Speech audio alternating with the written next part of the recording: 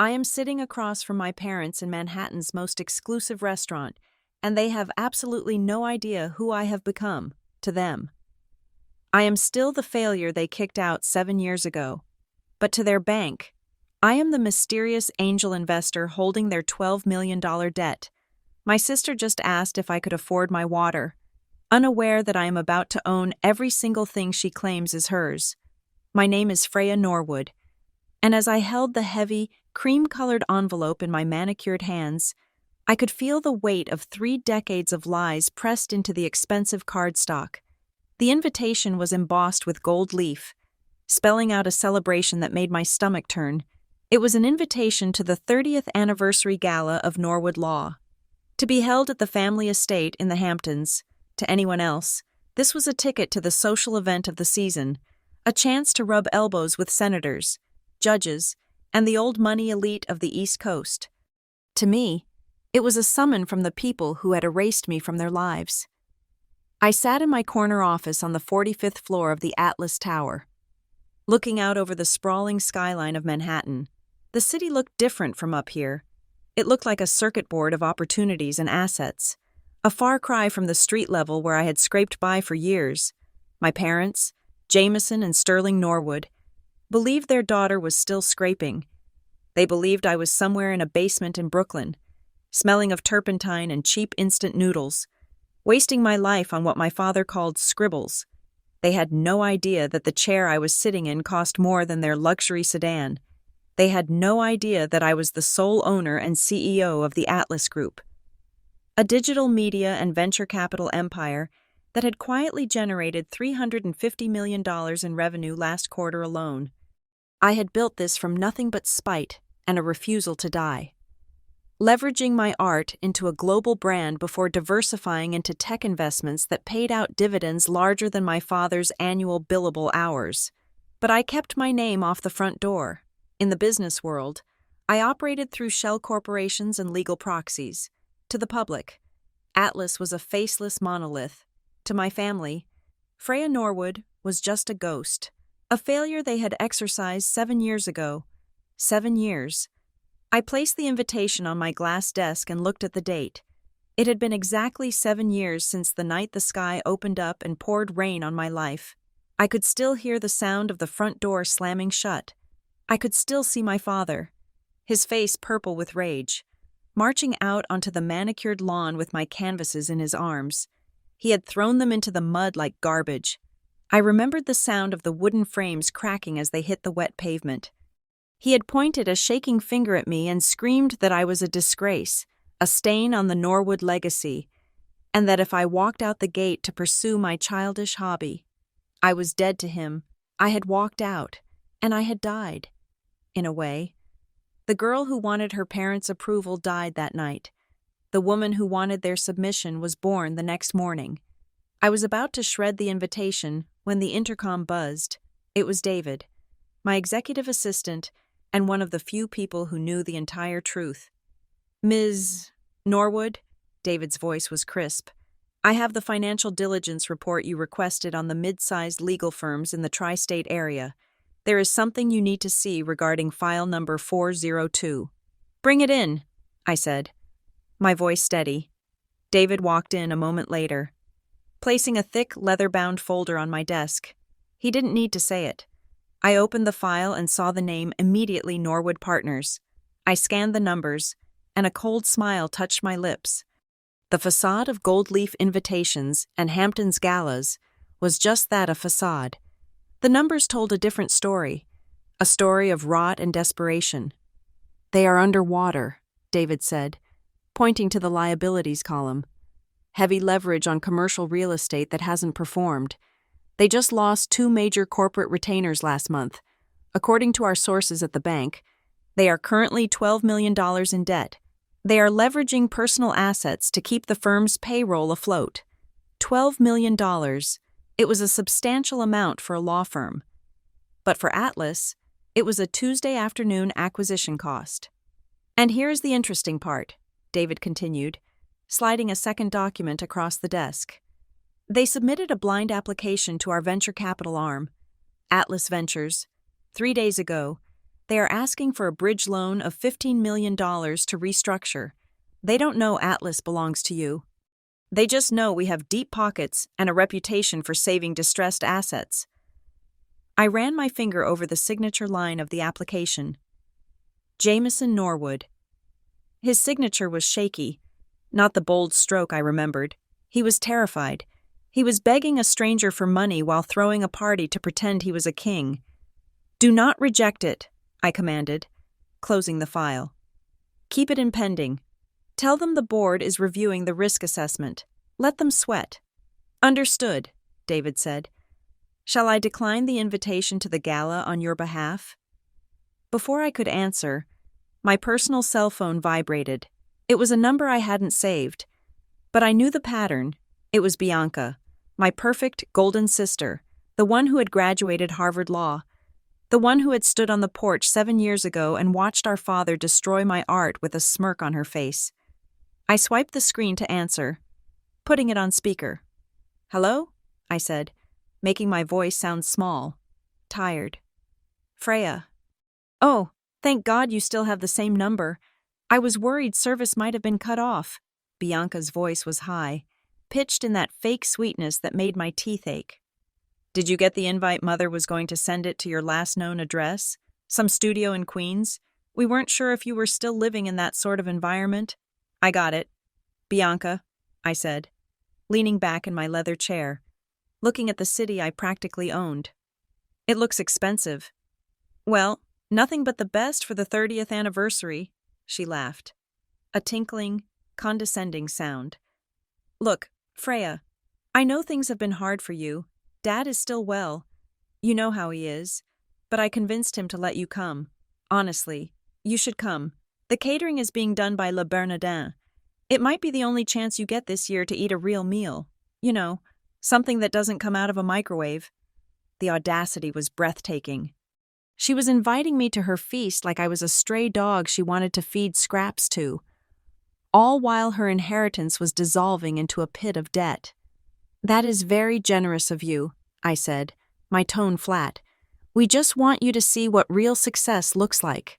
Freya, she sighed, her voice dropping to a theatrical whisper. Maybe it will inspire you. Maybe you will finally give up this art nonsense and ask Dad for an entry-level job in the mailroom. He might be open to it if you look presentable. Do you have a dress? Or should I send you $50 to rent something? $50? I looked at the limited edition watch on my wrist, which cost $45,000. I think I can manage, I said. I'll be there. Good. 7 o'clock sharp, and Freya Park on the street. The valet is for guests, and we don't want your car leaking oil on the driveway. She hung up. The silence in my office was heavy, but it wasn't the silence of shame anymore. It was the silence of a predator spotting prey. David, I said, standing up and walking to the window. Yes, Ms. Norwood. Prepare the acquisition team. I am going to that party, but I am not going as a daughter. I am going to conduct an on-site inspection of a distressed asset. Which car should I have brought around? David asked. The Ferrari. The Rolls-Royce. I paused. If I showed up in a $500,000 car, the game would be over before it began. They would know I had money, and their guard would go up. They would treat me with the fake respect they reserved for people they needed. I didn't want their respect. I wanted their truth. I wanted to see them as they truly were: arrogant, cruel, and dismissive. I wanted them to dig their own graves before I kicked them in. No, I said. Leave the collection in the garage. Go to the used car lot down on 4th Avenue. Buy a sedan, something reliable but tired. A 2015 Honda or a Toyota. Make sure it has a dent in the fender and the paint is fading. I want to look exactly like the failure they think I am. David didn't blink. Consider it done. 5 hours later, I was behind the wheel of a gray sedan that smelled faintly of stale cigarettes and pine air freshener. The engine rattled when I idled, and the upholstery was worn thin. It was perfect. I wore a simple black dress, off the rack. Something that fit well but looked cheap compared to the couture that would be on display tonight. No jewelry, no makeup to hide the fatigue I deliberately painted onto my face. I drove out of the city and towards the Hamptons. As I approached the coastline, the houses grew larger, the gates higher. I turned onto the private road leading to the Norwood estate. I saw the line of Bentleys, Porsches, and Mercedes snaking towards the entrance. The valet stand was a flurry of activity, men in white jackets rushing to open doors for women dripping in diamonds. When I pulled up, the rhythm stopped. The head valet looked at my battered gray sedan with open disdain. He didn't rush to my door. He stood there, checking his clipboard, as if waiting for a delivery driver to realize they were at the wrong address. I opened my own door and stepped out. The sea breeze hit me, carrying the salt and the memory of my childhood. "Name?" the valet asked, not bothering to look me in the eye. "Freya Norwood," I said. He paused, glancing at the list, then back at the car. "Right. The other sister. You can't leave this here. The lot is full." "My sister told me I could park on the street," I said, handing him the keys anyway.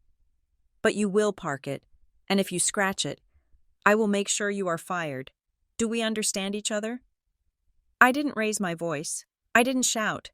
I used the tone I used in boardrooms when I was about to hostilely take over a company. The valet blinked, startled by the sudden steel in the voice of a woman driving a wreck. He took the keys, muttering something polite, and backed away. I walked up the stone steps to the front door. The house loomed over me, a massive Georgian colonial structure that screamed old money. But now, looking at it with the eyes of an investor, I saw the cracks. I saw the landscaping that was slightly overgrown at the edges because they had cut back the gardening staff. I saw the paint peeling slightly on the upper window frames where maintenance had been deferred. It wasn't a home anymore. It was a collateral asset. I stepped through the double oak doors and into the foyer. The heat hit me first, then the noise. A string quartet was playing Mozart in the corner. Waiters circulated with trays of champagne and caviar. The room was filled with the people who had populated my nightmares and my childhood. My aunts, uncles, cousins, business partners. They were all laughing, their teeth white, their clothes impeccable, but the air felt cold. It was a specific kind of chill that had nothing to do with the temperature. It was the chill of transaction. In this house, affection was a currency, and I was bankrupt. I watched my mother across the room, wearing a sapphire necklace that I knew was likely insured for more than the equity left in this house. She was laughing at something a senator said, her hand resting possessively on Bianca's arm. Bianca looked radiant in emerald green, basking in the attention. Playing the role of the heiress to a kingdom that was already burning down, they looked so secure, so untouchable. I took a glass of champagne from a passing tray. It was warm, cutting corners on the ice service, I noted, another sign of cash flow problems. I took a sip and let the bitterness sit on my tongue. I wasn't here to reconnect. I was here to foreclose. And as I stepped further into the light, prepared to face the wolves, I tightened my grip on the glass. They thought they were the ones evaluating me, judging my cheap dress and my old car. They didn't know that I was the one holding the gavel. The auction was about to begin, and I was the only buyer in the room. Standing in the foyer of the Norwood estate, surrounded by the murmur of polite conversation and the clinking of crystal. I found my gaze drifting away from the party and toward the grand staircase. The wall climbing up to the second floor was a shrine. It was a gallery dedicated to the perfection of the Norwood bloodline. But looking closely, it was really a shrine to Bianca. There were framed photographs of her kindergarten graduation, her debate team trophies, her acceptance letter to Harvard, and her law school graduation portrait where she stood beaming between our parents like the holy trinity of elitism. There were no pictures of me, not a single one. If you looked very closely at the wallpaper near the skirting board on the landing, you might see a faint, jagged scratch. That was where I had carved my initials when I was 7 years old, desperate to leave some mark on a house that seemed determined to expel me. My mother had screamed for an hour when she found it. She did not scream because I had damaged the property. She screamed because I had ruined the aesthetic. That moment was the perfect summary of my childhood. Bianca was the architecture. I was the graffiti. As I took a sip of the lukewarm champagne, The memories did not just return, they flooded my senses, drowning out the string quartet. I was transported back to the dinner table of my youth. A long mahogany expanse that felt less like a place for family meals and more like a boardroom where my existence was constantly under review. We grew up in two different worlds under the same roof. Bianca was the golden child, a title she wore like armor. She was designed, engineered, and optimized to be exactly what Jameson and Sterling Norwood wanted. She was a mirror that reflected their vanity back at them. From the time she could speak, she parroted their opinions. She wanted to be a lawyer because Dad was a lawyer. She liked tennis because Mom liked tennis. She was safe. She was an investment that yielded predictable, high returns. I was the volatility. I was the risk. I loved the smell of graphite and the texture of acrylic paint. I loved the way a charcoal stick could capture the shadow of a tree or the weariness in a stranger's face. To my parents, this was not a talent. It was a defect. It was a glitch in the programming. "Freya, put that sketchbook away," my father would snap at the dinner table, his voice cutting through the air like a whip. "We are eating. Have some respect for the food I paid for." "I was just drawing the centerpiece, Dad," I would whisper, sliding the book under my thigh. "The light is hitting the lilies, really." "Nobody cares about the light on the lilies, Freya," Bianca would interject, smirking as she cut her steak with precise, surgical movements. "Dad, did I tell you I got an A+ on my history essay?" The teacher said my analysis of the Industrial Revolution was undergraduate level. My parents would light up. The tension would vanish, replaced by a warm, glowing pride that was exclusively reserved for her. "That is my girl," Dad would say, raising his glass. "Practical, smart, you are going to run this city one day. Bianca, unlike some people who think doodling on napkins is a career path." The comparison was the soundtrack of my life. It was a constant, grinding rhythm. Why can't you be practical like your sister? Why can't you focus like Bianca? Art is a hobby, Freya. It is what trophy wives do to pass the time between charity galas. It is not a life. They didn't just discourage me, they actively tried to starve the artist out of me. When I was 12, I saved up my allowance for 3 months to buy a professional set of watercolor paints. I came home from school one day to find them in the trash. My mother told me she had thrown them out because they cluttered her study, but I knew the truth. She hated them because they were proof that I was different. The breaking point began to form when I was 18. It was the spring of my senior year, while Bianca was already preening about her early acceptance to Harvard. I had been secretly building a portfolio. I had spent nights awake until 4 a.m, painting by the light of a flashlight under my covers, photographing my work, and sending it out into the void. The envelope from the Rhode Island School of Design arrived on a Tuesday. It was thick. My heart hammered against my ribs as I opened it in the driveway, afraid to bring it inside. "Congratulations." The words shimmered on the page. I had gotten in. Not only had I gotten in, but I had been recognized as a top-tier applicant. I felt a surge of joy so pure it almost knocked me over. For the first time, I thought, maybe they will see. Maybe they will understand that this is real. I waited until dessert that night. My father was in a good mood because he had just won a settlement for a chemical company that had poisoned a river. I placed the acceptance letter on the table, right next to his scotch. "I got in," I said, my voice trembling slightly. "It is one of the best art schools in the country. They only accept a small percentage of applicants." My father picked up the letter. He read it with the same expression he used when reading a parking ticket. He didn't smile. He didn't look up. He simply dropped the paper back onto the table as if it were contaminated. "And," he asked, "and I want to go." I said, "The tuition is high, but if you could help me with the first year, I can work. I can get loans. I just need you to sign the financial support forms." My mother laughed. It was a dry, brittle sound. "Freya, darling, be serious. We are not paying $60,000 a year for you to learn how to finger paint. We have a reputation. It is not finger painting. Mom, It is design. It is illustration. It is a multi-billion-dollar industry. I pleaded, looking from one stony face to the other. It is unemployment, my father said, his voice finalizing the verdict. I have already spoken to the dean of admissions at the state university. You are going to study economics. You will get a real degree. You will get a real job. And maybe, if you are lucky, you will be half the woman your sister is. I looked at Bianca. She was sipping her water, watching me with eyes that danced with amusement.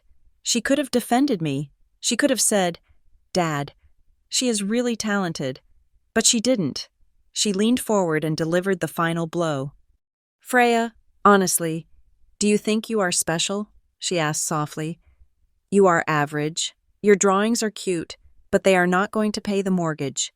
Do not be so selfish.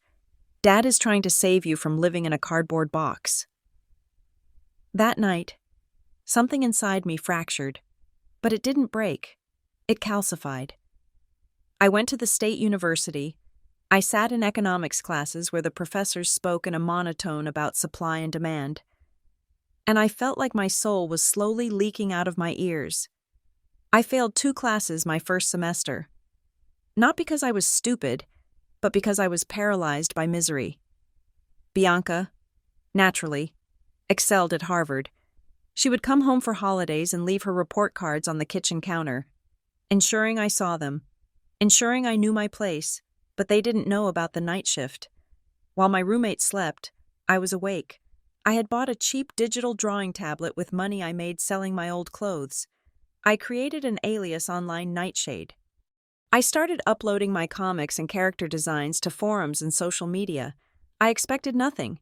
I expected the same silence I got at home. Instead, I got noise. I got comments. "This is amazing. I love your style. Can you draw my character?" I remember the first time someone offered to pay me. A user from Canada wanted a portrait of their Dungeons & Dragons character. They offered $50. When that money hit my PayPal account, I stared at the screen for an hour. It wasn't about the $50. It was about the validation. A stranger valued my work more than the people who had given birth to me. That $50 felt heavier, more substantial, than the millions my father moved around in his accounts. I kept it a secret. It was my oxygen. By the middle of my sophomore year, I was making $3,000 a month doing commissions. I was tired all the time. My eyes burned, and my grades in economics were plummeting. But I was alive. The only person in the real world who saw me was Mrs. Weaver. Mrs. Weaver was our housekeeper. She was a stout woman with rough hands and a face map-lined with wrinkles. She had worked for the Norwoods for 20 years. She was the one who bandaged my knees when I fell, because my mother didn't like the sight of blood. She was the one who remembered I was allergic to strawberries during my visits home, when the air in the dining room became too toxic to breathe. I would retreat to the kitchen. Mrs. Weaver would be there, polishing silver or kneading dough. She would make me a cup of tea, strong and sweet, exactly how I liked it. One afternoon, during the summer break after my sophomore year, she found me sketching at the kitchen island. I tried to hide the pad, conditioned by years of fear. "Let me see, child," she said gently. I showed her. It was a sketch of her, hands deep in flour, a look of concentration on her face. She stared at it for a long time. Then, she reached out and touched the paper with a trembling finger. "You made me look important," she whispered, like a queen in her castle. "You are important." "Mrs. Weaver," I said. "You have a gift." "Miss Freya," she said, looking me in the eye. "God gave you eyes that see the truth. Don't let your father blind you. He sees price tags. You see value. There is a difference." That conversation was the fuel I needed for what happened next.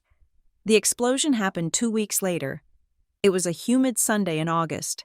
My parents had called a family meeting, which usually meant a lecture. They sat me down in the library. My father had a printout of my transcript from the university. It was a sea of C's and D's. "This is unacceptable," he roared, slamming his hand on the desk. "We are paying for an education, and you are wasting our money. You are lazy, Freya. You are ungrateful and lazy." "I am not lazy," I said, my voice quiet but steady. "I hate it. I hate economics. I am failing because I don't care about it." "You don't have the luxury of caring," he shouted.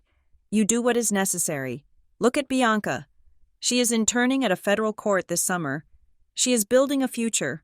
What are you building?" "I am building an audience," I said, standing up. "I am making money with my art. Dad, I made $3,000 last month. People buy my work." I shouldn't have said it. I saw the change in his eyes immediately. It wasn't pride. It was offense. He was offended that I had defied his prediction of failure. $3,000, he scoffed. "Peanuts. That is a hobby. That is begging. You think drawing cartoons is a career? It is a joke. You are a joke." "I am quitting school," I said. The words just fell out of my mouth, heavy and absolute. "I am not going back to the university.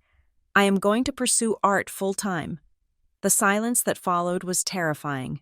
My mother looked at me as if I had just announced I was joining a cult. Bianca, sitting in the corner armchair, let out a short, incredulous laugh. "She is delusional," Bianca said. "Dad, she is actually having a mental breakdown." My father stood up. He walked around the desk and stood inches from my face. I could smell the coffee and expensive cologne on him. "If you quit school," he said, his voice dropping to a dangerous whisper, "you leave this house, today. You leave with nothing. No car, no money, no support. You are cut off. Do you understand me? You will be on the street." He thought the threat would break me. He thought the fear of poverty would force me back into line. He didn't realize that the poverty of spirit in this house was far worse than anything waiting for me outside. "I understand," I said. "Then go." He spat. "Get out, and take your trash with you." He walked over to the corner where I had stacked a few of my canvases pieces I had been working on during the summer. He picked them up. I thought he was going to hand them to me. Instead, he marched to the patio doors, opened them, and hurled the canvases into the yard. It had been raining earlier, and the ground was a muddy soup. My painting's hours of work, pieces of my soul landed face down in the dirt. "Go chase your dream, Freya," he mocked. "See how far it gets you without the Norwood name to prop you up." I didn't run to save the paintings.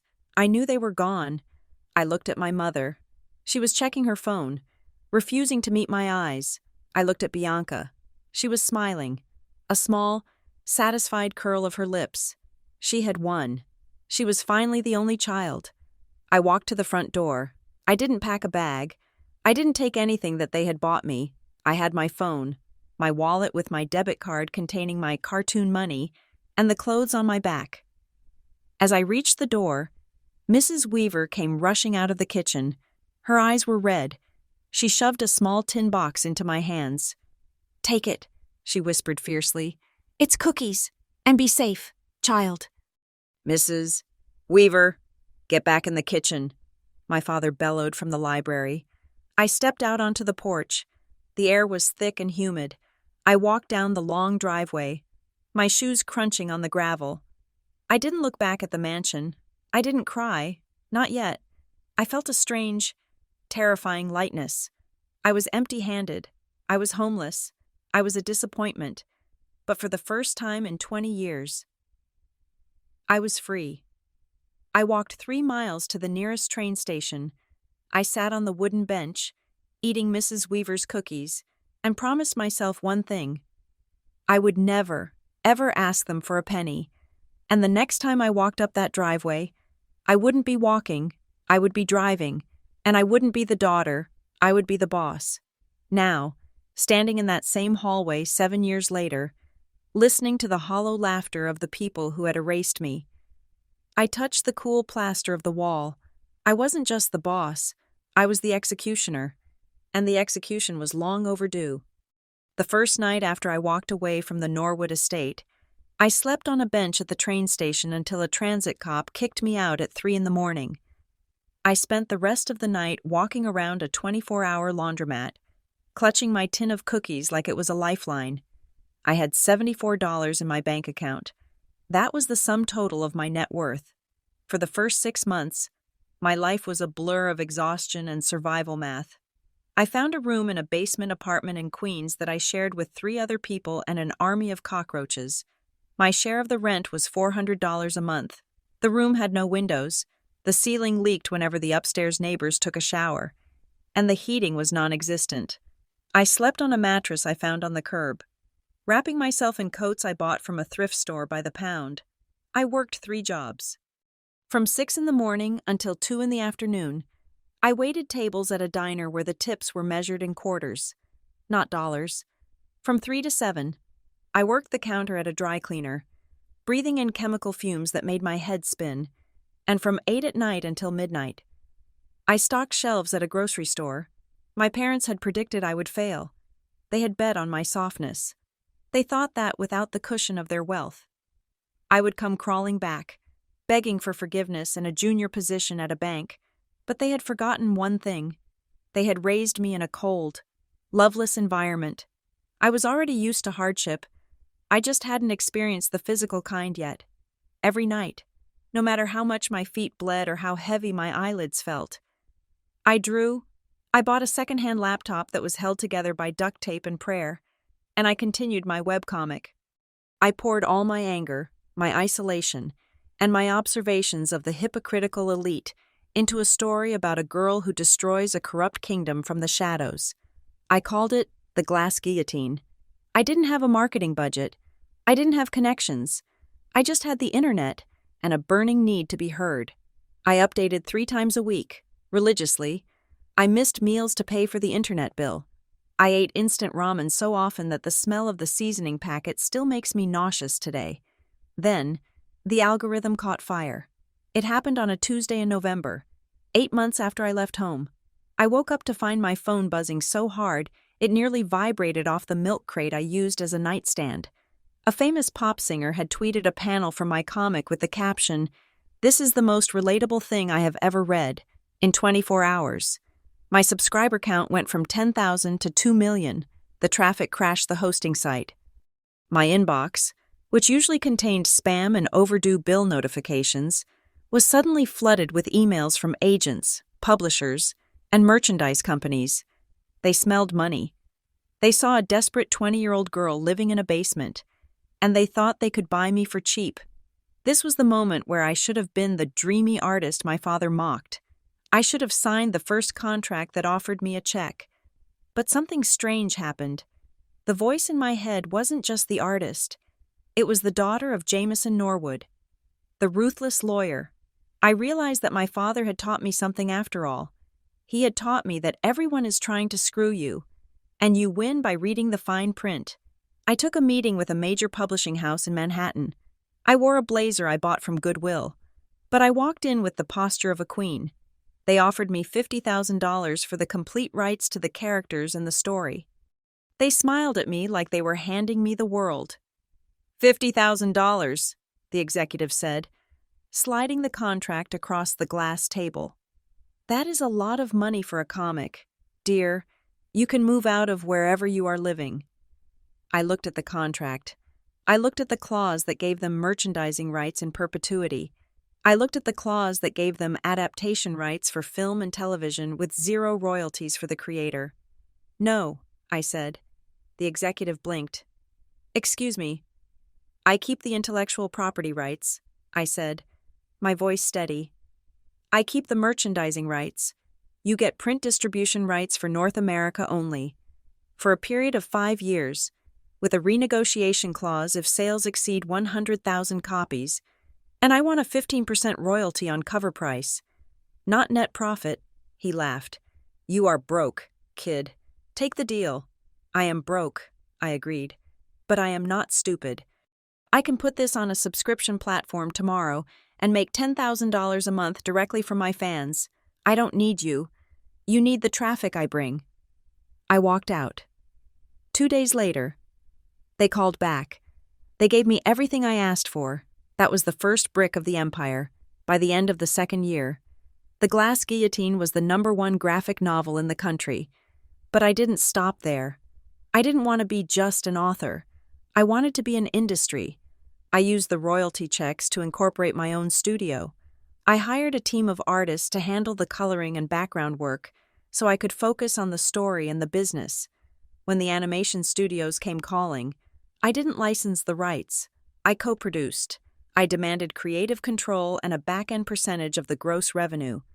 When the show hit the streaming platforms and became a global phenomenon, the money didn't just trickle in, it flooded.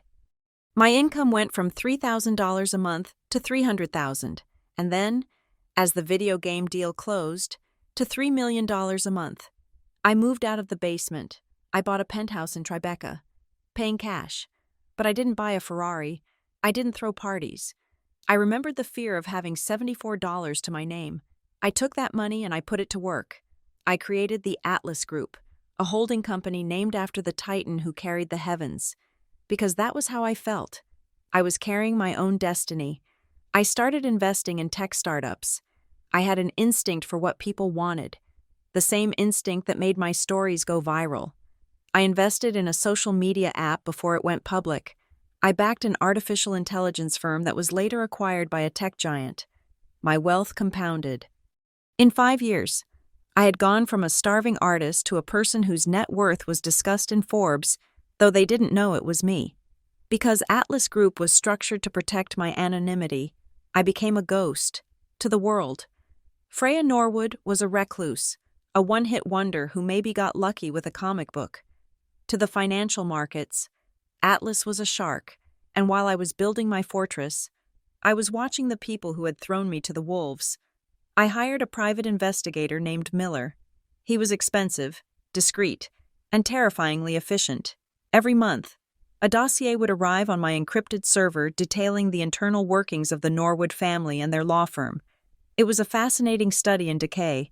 On the surface, my parents were still the king and queen of society. They threw galas.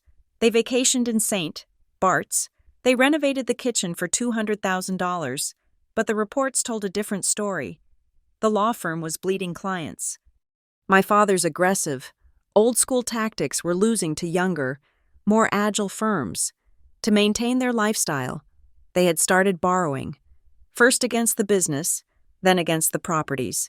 But the most interesting reading was about Bianca, my sister, the Harvard graduate, the legal prodigy. She had made partner at the firm in record time, naturally, but Miller's report showed that her billable hours were pure fiction. She was lazy. She delegated all her actual work to paralegals and spent her days networking at lunches and spas.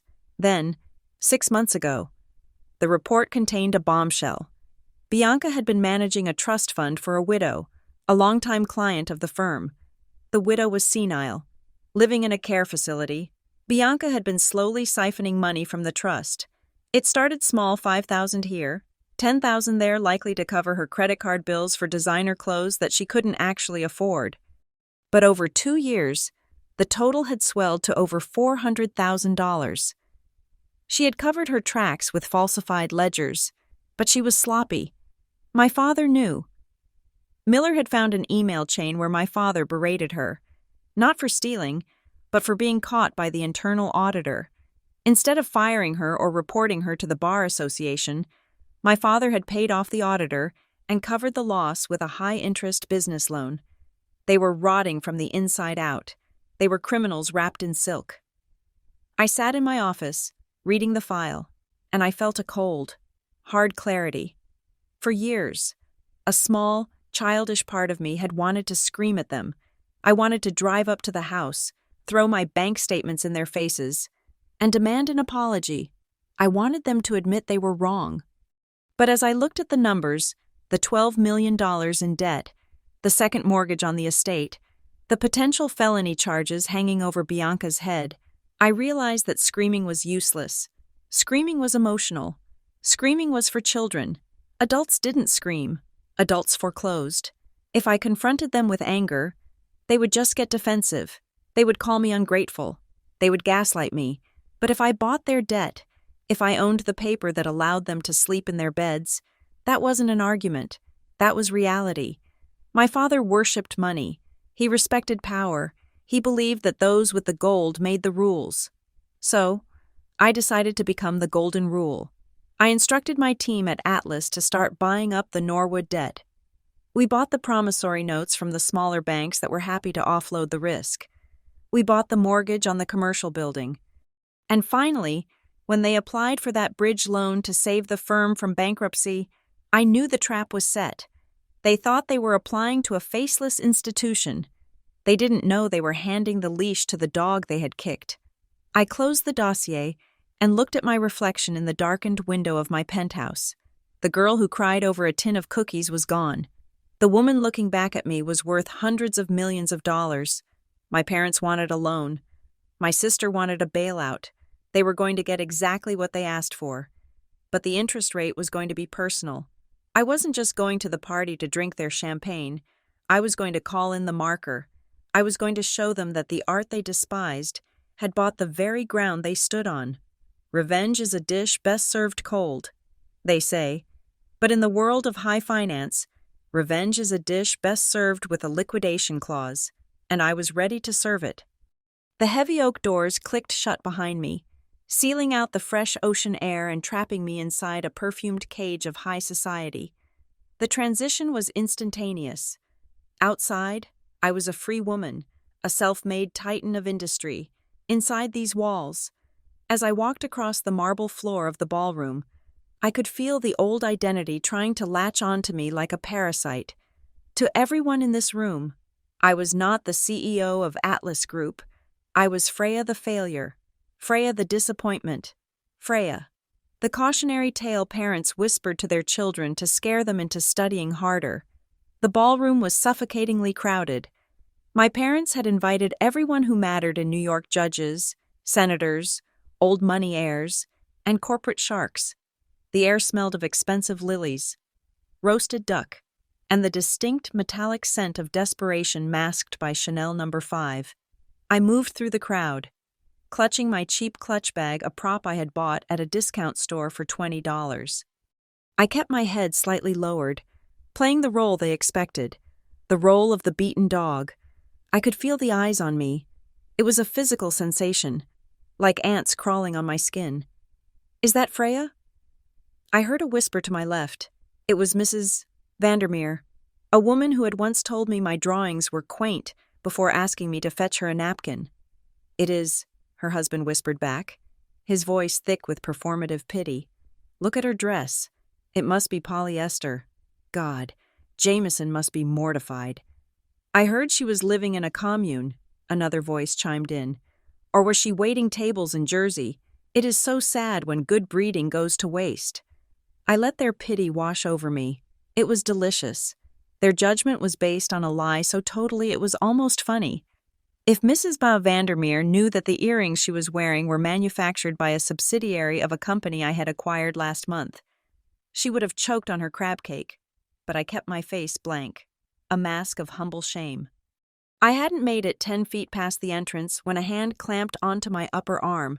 The grip was tight, the nails digging into my flesh with a familiar, manic strength. "What do you think you are doing?"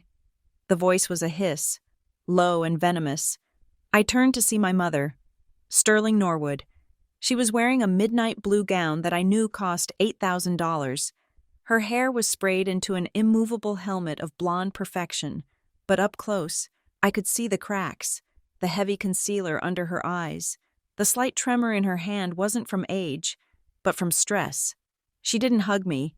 She didn't ask how I was. She dragged me, physically hauling me away from the center of the room and into the shadow of a large potted fern near the service entrance.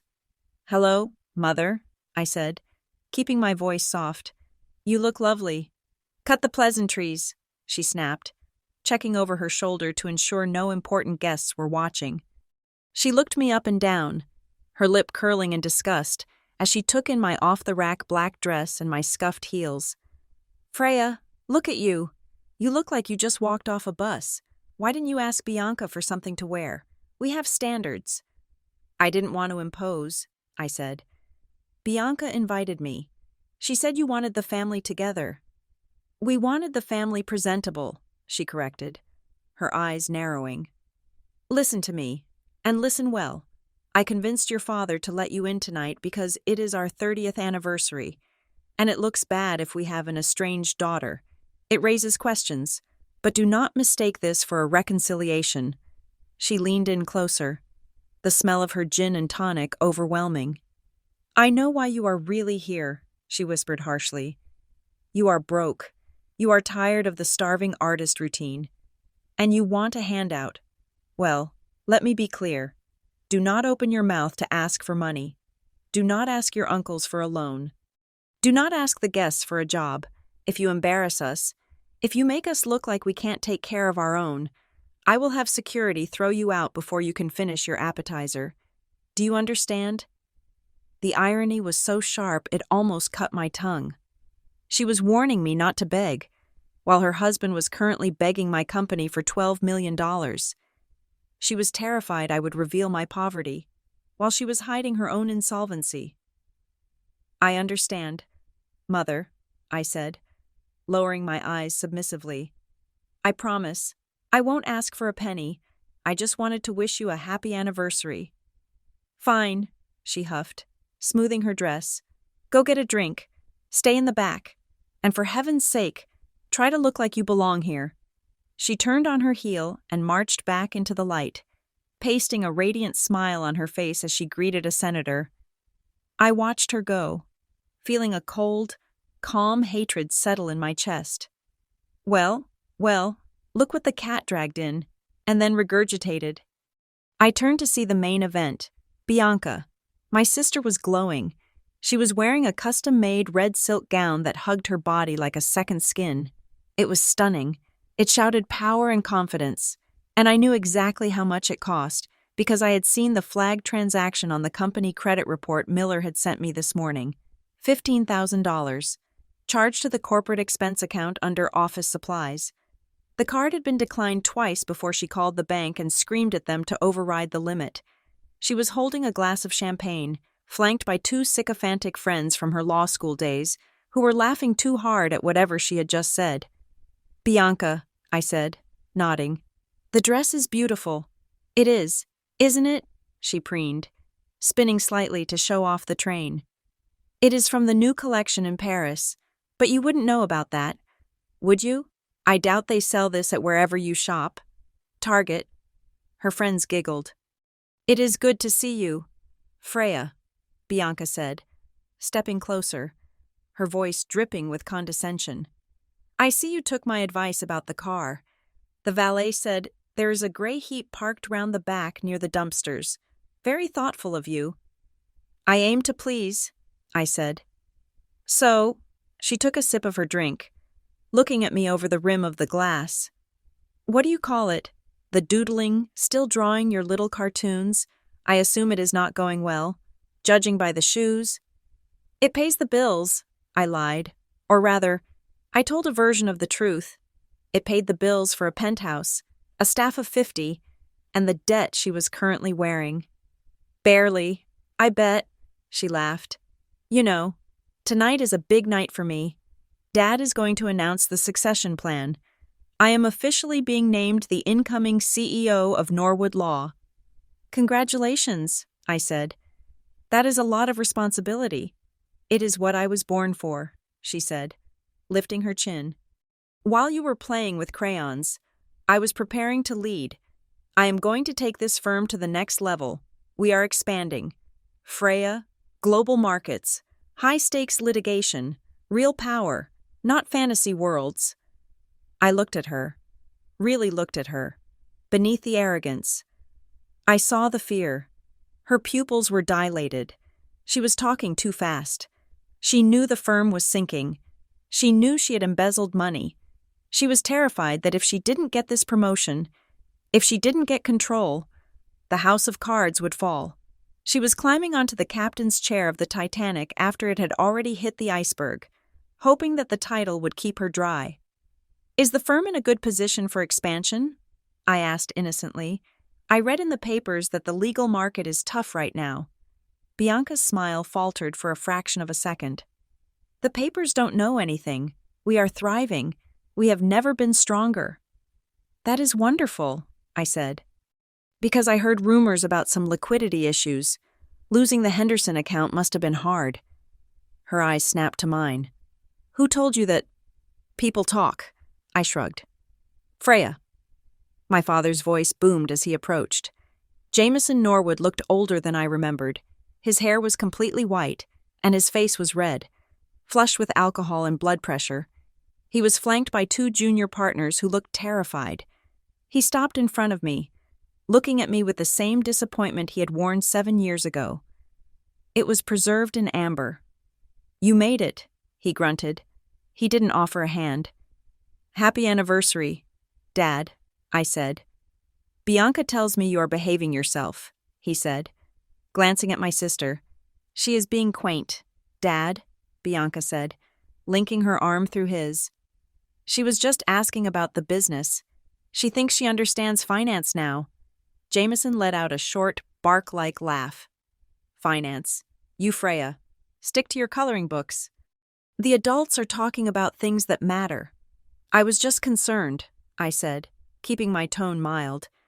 Bianca mentioned expansion, but expanding requires capital, and with interest rates being what they are. We have plenty of capital, Jameson interrupted, his voice rising a little too loudly. A few guests nearby turned their heads. He lowered his voice, stepping into my personal space. We are Norwood Law. We have resources you couldn't dream of. And for your information, since you seem so curious, we are about to sign a massive deal, a partnership with a major investment fund.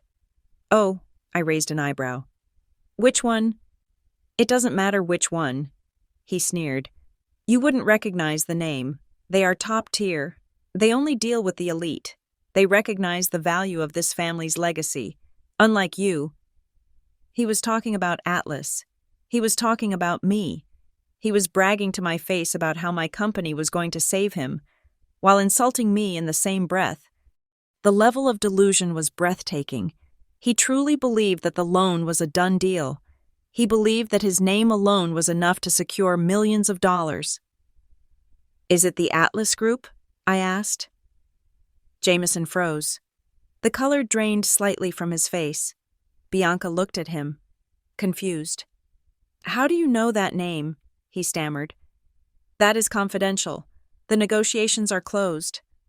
I read a lot, I said, smoothing the fabric of my cheap dress. I follow the financial news. Atlas is making waves. Yes, well, he recovered, puffing out his chest. Exactly, Atlas. They are the biggest players in the game right now, and they chose us. They came to us because they know quality. We are meeting their representative next week to finalize the paperwork. It is practically a formality. A formality, I repeated, tasting the word. That is good to hear, because I have heard things about Atlas. What could you possibly have heard? Bianca scoffed. Do they have a comic book section? I looked directly into my father's eyes. I let a small, razor-sharp smile touch the corners of my lips. I dropped the mask, just for a second, just enough for him to feel a chill without knowing why.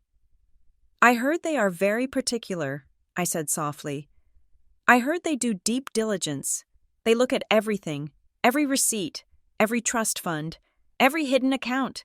They say the CEO of Atlas has a zero-tolerance policy for liars. The air between us seemed to drop 10 degrees. Jameson stared at me. For a moment, the arrogance wavered. He looked unsettled. He looked like a man who had heard a noise in the dark and wasn't sure if it was the wind or a monster. You don't know what you're talking about, he muttered, but there was no heat in it. Come, Bianca, we have guests to entertain. Senator Phillips is waiting. Nice seeing you. Freya, Bianca said, casting me one last pitying look. Try the shrimp. It is probably the most expensive thing you will eat all year. They turned and walked away, back into the warm glow of the party, back to their applause and their lies. I stood alone in the shadow of the fern, watching them go. My father reached for a waiter's tray and downed a scotch in one gulp. He was rattled. Good. I pulled my phone out of my clutch. I had a message from David. Subject the bridge loan message. The paperwork is ready for your review. The Norwood partners are expecting a standard term sheet. How do you want to proceed? I typed a reply with my thumb, my eyes never leaving my father's retreating back. Reply. Prepare the meeting, but change the terms. I don't want a standard agreement. I want full collateralization, everything, the house, the firm, the personal assets, and schedule the meeting for Monday. I want to be the one sitting at the head of the table. I put the phone away and walked toward the bar. Bianca was right about one thing. The shrimp probably was expensive, and since I was about to pay for this entire party when their checks bounced, I might as well enjoy it. The masquerade was in full swing, but midnight was coming, and at midnight, the masks wouldn't just come off, they would be ripped off. Dinner was announced by the chiming of a silver bell, a pretentious sound that cut through the humid chatter of the ballroom. As the herd of 500 guests began to shuffle toward the assigned seating, I checked the oversized seating chart displayed on an easel near the entrance. I didn't have to look for long. The names Jameson, Sterling, and Bianca Norwood were printed in bold gold letters at Table 1, the center of the universe, right next to the stage. I found Freya Norwood printed in a font so small it looked like a printing error. I was at Table 27. I navigated through the sea of tuxedos and gowns, moving further and further away from the chandeliers and the live band. Table 27 was located in the architectural equivalent of Siberia. It was tucked into a dark corner next to the swinging double doors of the kitchen service entrance. Every time a waiter burst through with a tray of steaming plates, a gust of hot, garlic-scented air hit the back of my neck. My dinner companions were exactly who I expected. To my left was a deaf great-aunt who thought I was the coat-check girl. To my right was a man named Mr. Henderson, a former junior associate who had been fired 5 years ago but was apparently still on the mailing list due to a clerical error. He spent the first 10 minutes trying to sell me cryptocurrency before realizing I was the failure daughter and promptly ignoring me to stare at his phone. From my exile in the corner, I had a perfect panoramic view of the hypocrisy. The waiters began serving the main course. At Table 1, I saw them place plates of filet mignon topped with lobster tails in front of my parents and the senator. At Table 27, we were served a dry, rubbery piece of chicken that looked like it had died of natural causes. It was a petty, calculated move. My mother controlled the menu. She wanted to remind me, even gastronomically, that I was second class. I cut into the chicken, watching the performance at the head table. My father, Jameson, stood up and tapped his crystal glass with a spoon. The room fell silent, the kind of obedient silence that money buys. "Friends, colleagues, distinguished guests," Jameson boomed, his voice amplified by the microphone. 30 years, 3 decades of justice, integrity, and excellence. That is what Norwood Law stands for. There was polite applause. I saw him puff out his chest. "But a legacy is not just about the past," he continued, his eyes scanning the room but carefully skipping over the corner where I sat. "It is about the future, and tonight, I am the proudest father in New York.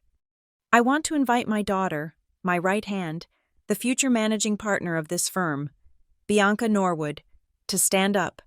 Bianca rose from her chair like a pageant queen. She waved, her diamond bracelet catching the light. "Bianca is the embodiment of everything this family represents," my father declared.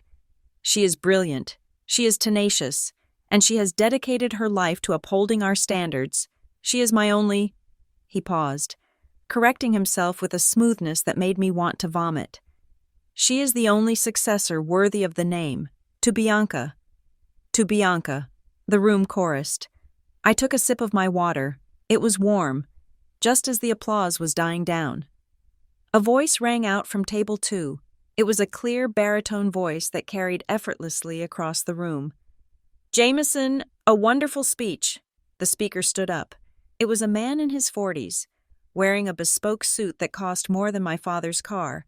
His name was Julian Vane. My parents didn't know him well. They only knew him as a wealthy venture capitalist from the West Coast who had recently moved to the city.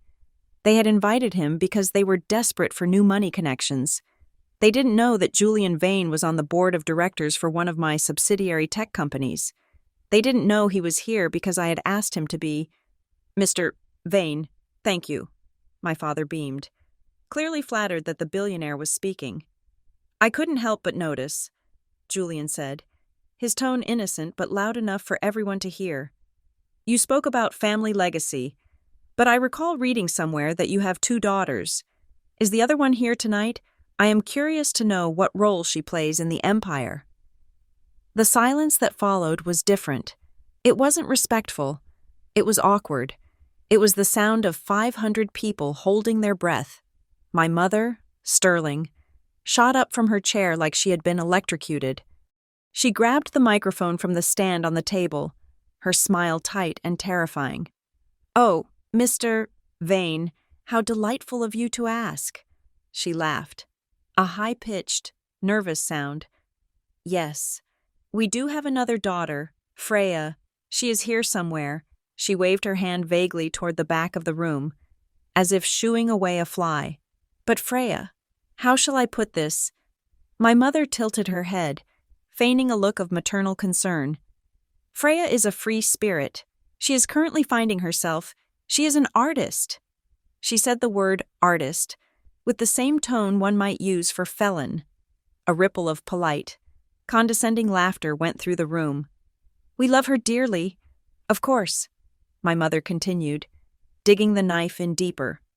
But she is not quite stable enough for the rigors of the legal world. She prefers her little drawings to the complexities of the real world. We just want her to be happy in her own small way. I gripped the stem of my wine glass. Stable, small way. Bianca, not wanting to be left out of the roast, leaned into the table microphone. It is true, Bianca added, her voice dripping with fake sympathy. Freya has always struggled with pressure. Some people are born to lead, and some people are born to dream. We try not to burden her with expectations she simply cannot meet. It would be cruel to ask her to get a real job. She is much happier living simply, my father concluded, taking the mic back. Exactly. Now, let us not dwell on that. Let us enjoy the evening. The crowd laughed again. Relieved that the awkward moment was over, they went back to their filet mignon, satisfied that the social order was intact. The Norwoods were powerful. The other daughter was a loser. All was right with the world. I sat there, staring at the tablecloth. I wasn't hurt. Hurt requires you to value the opinion of the person speaking. I felt a cold, clinical detachment. They had just publicly humiliated me to save their own egos. They had painted me as a mental invalid to explain why I wasn't part of their success. My phone buzzed on the table. It was the signal I had been waiting for. But not the message I expected. It was from David, my assistant. Priority critical from legal/title search. Division message Freya. We found something during the final asset verification for the loan. You need to see this immediately. When your grandmother died, she left the cottage in the Hamptons specifically to you. The deed is in your name. We just found a filing from 3 days ago. Your father used a power of attorney document from when you were 18, one you never revoked because you forgot it existed to countersign a mortgage deed. He has put your cottage up as collateral for the bridge loan. He forged your current residency signature. The world stopped. The noise of the party faded into a dull roar. I read the message again. He has put your cottage up as collateral. That cottage. It was the only place I had ever felt safe as a child. It was where my grandmother taught me to paint. It was the only asset I legally owned before I built Atlas. It was mine, and he had stolen it. He hadn't just insulted me. He had committed fraud against me. He had used my name. The name he claimed was a disgrace. To secure the money he needed to save his own skin, he stole from the daughter he claimed was a burden to support the daughter who was a thief. The coldness in my chest vanished. In its place, a fire ignited. It wasn't the hot, messy fire of a temper tantrum. It was the white-hot, focused precision of a welding torch. I looked up at the stage. My father was laughing with the senator. My mother was preening. Bianca was drinking champagne. Smug and secure in her stolen glory, They thought I was weak. They thought I was finding myself. Well, I had found myself, and I was about to introduce them to her. I pushed my chair back. The legs scraped loudly against the floor, a harsh, dissonant sound that cut through the chatter at the back tables. "Mister?" Henderson looked at me. "Going to the bathroom." "No," I said. "I am going to work." I stood up. I didn't smooth my dress. I didn't look down. I picked up my wine glass, not the cheap water glass, but a crystal goblet I had swiped from a passing waiter's tray. I held it by the stem, like a weapon. I started walking. I walked past table 27. I walked past the kitchen doors. I walked into the main aisle. My pace was steady, rhythmic. Click, click, click. My heels on the marble floor sounded like the ticking of a bomb. Heads started to turn. At first, just a few people at the back. They saw the crazy sister walking toward the stage and whispered. Then, the whispers spread like a wave. "Where is she going? What is she doing?" I kept my eyes locked on the stage. My mother saw me first. Her smile froze. She nudged my father. He looked up, annoyed. When he saw me approaching, his face darkened. He made a shooing motion with his hand, like he was dismissing a servant. "Sit down." His eyes screamed, "Go back to your corner." I didn't stop. Bianca saw me and rolled her eyes, whispering something to her friends, probably a joke about me making a scene. I reached the center of the room. I was 20 feet from the stage. The silence was spreading now, heavier than before.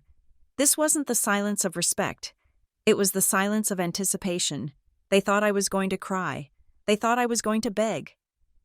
I stopped at the base of the stairs leading up to the platform. I looked up at them, the holy trinity of Norwood. "Freya," my father hissed, leaning over the edge of the stage, his voice low but audible to the front tables. "Sit down. You are embarrassing yourself." "Am I?" I asked. My voice wasn't amplified, but in the dead silence of the room, it carried perfectly. I took a sip of the wine. I let the silence stretch for 5 seconds, 10 seconds. I let them sweat. "I just wanted to make a toast," I said, raising the glass. To the future and to reality, I took the first step up the stairs. "Security," my mother squeaked, looking around frantically. "No need," I said. Taking the second step, I was on the stage now. I walked over to the podium. My father tried to block me, but I stepped around him with a fluid grace that surprised him. I reached for the microphone he had just used to praise Bianca. I gripped the cold metal stand. I looked out at the sea of faces, the judges, the bankers, the socialites. I saw Julian Vane in the second row, giving me a subtle nod. I turned to look at my family. They were huddled together, a mixture of fury and fear in their eyes. They still didn't get it. They thought I was just the daughter who drew cartoons. I turned back to the crowd. "My father is right," I said, my voice booming through the speakers, crisp and clear. 30 years is a long time to build a lie. I saw my father lunge forward to grab the mic, but I sidestepped, turning my body so I was facing him. "You mentioned a partnership, Dad," I said into the mic, my voice hardening into steel. "You told everyone here that you are about to sign a deal with the Atlas Group to save this firm. Is that correct?" "Get off this stage," he roared, grabbing my arm. I didn't flinch. I looked at his hand on my arm, then up at his face. "Let go of me," I said, "or I will cancel the meeting on Monday morning." He froze. His grip slackened. He stared at me, his brain trying to process the words, trying to make the connection that was impossible. Inconceivable. "What did you say?" he whispered. I pulled my arm free. I adjusted the microphone. I spoke to the room, but my eyes were locked on his. "I am the one you are meeting on Monday. I am the Atlas Group." I heard the gasp.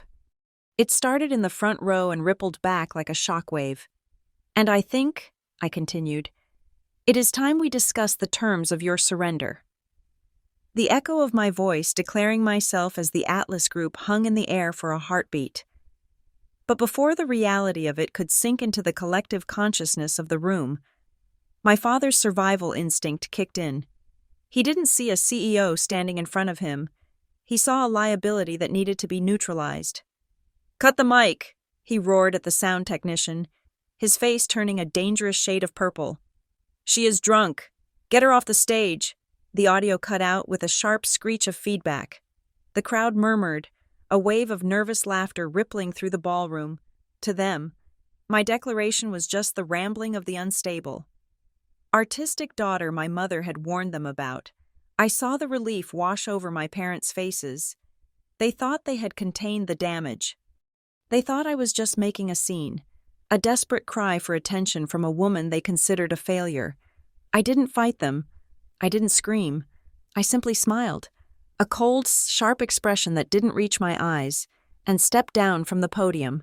I had planted the seed of fear, but now it was time to water it. I wasn't going to let them off the hook with a public spectacle that they could spin as a mental breakdown. No, I was going to dismantle them piece by piece, starting with the weakest link. I walked straight toward Bianca. She was standing at the edge of the stage, clutching her champagne glass so hard I thought the stem might snap. Her face was a mask of haughty disdain, but her eyes were darting around the room, checking to see if anyone important had believed me. That was a cute performance. "Freya," she hissed as I approached, her voice trembling slightly. "Did you forget to take your medication today? Calling yourself the Atlas Group? You are pathetic." I stopped inches from her. I could smell her expensive perfume, a scent that barely covered the metallic tang of her anxiety. "I might be pathetic, Bianca," I said, keeping my voice low and conversational. "But at least I am solvent. Congratulations, by the way." Bianca blinked, thrown off by the sudden shift in tone. "Congratulations for what, being the future CEO?" "No," I said, leaning in closer, like a sister sharing a secret. "Congratulations on the new penthouse at the Sovereign Tower. I heard you put in an offer for the triplex. That is a brave move. $6 million is a lot of money." The color drained from her face instantly. It was as if someone had pulled a plug in her heels. She took a half step back, her eyes widening. "How do you know about that?" she whispered. "I haven't told anyone. I haven't even told Mom." "New York is a small town." "Bianca," I replied, swirling the wine in my glass. "Especially when you are dealing with the banks." But I was confused. "I heard that the application was rejected this morning. Something about a debt-to-income ratio that didn't quite add up. Or was it the credit check?" Bianca looked like she had been slapped. She opened her mouth to speak, but no sound came out. She had been parading around this party all night, acting like the Queen of Manhattan. While secretly, she had just been denied a loan that any successful executive should have secured easily. She was living on fumes, and she knew that I knew. "You are lying," she stammered, glancing nervously at her friends who were standing nearby, trying to eavesdrop. "The bank didn't reject me. It is pending. It is a formality." "Is it?" I asked innocently. "Because I have a friend who works in the risk assessment department at First National.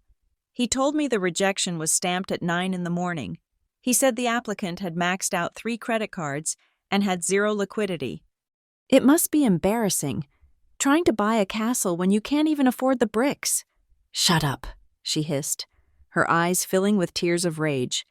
"You don't know what you are talking about. You are just a jealous, broke little—" "Is there a problem here?" My father's hand clamped onto my shoulder again, harder this time. He had descended from the stage, leaving my mother to distract the senator with frantic apologies. He wasn't looking at me. He was looking at the guests, smiling that tight fake smile of a politician doing damage control. "No problem, Dad," I said, turning to face him. Bianca and I were just discussing real estate. I was congratulating her on her ambition. Jameson looked at Bianca. He saw her pale face, the way her hands were shaking. He knew instantly that I had drawn blood. "Come with me," he growled in my ear. "Now." He didn't give me a choice. He gripped my arm and steered me forcefully away from the center of the room, marching me toward the double doors that led to the garden terrace. It was a secluded spot, away from the prying eyes of the investors he was trying to impress. As soon as the doors closed behind us, cutting off the noise of the party. He shoved me away. I stumbled slightly but regained my balance, smoothing my dress. The night air was cool, a sharp contrast to the stifling heat of the ballroom.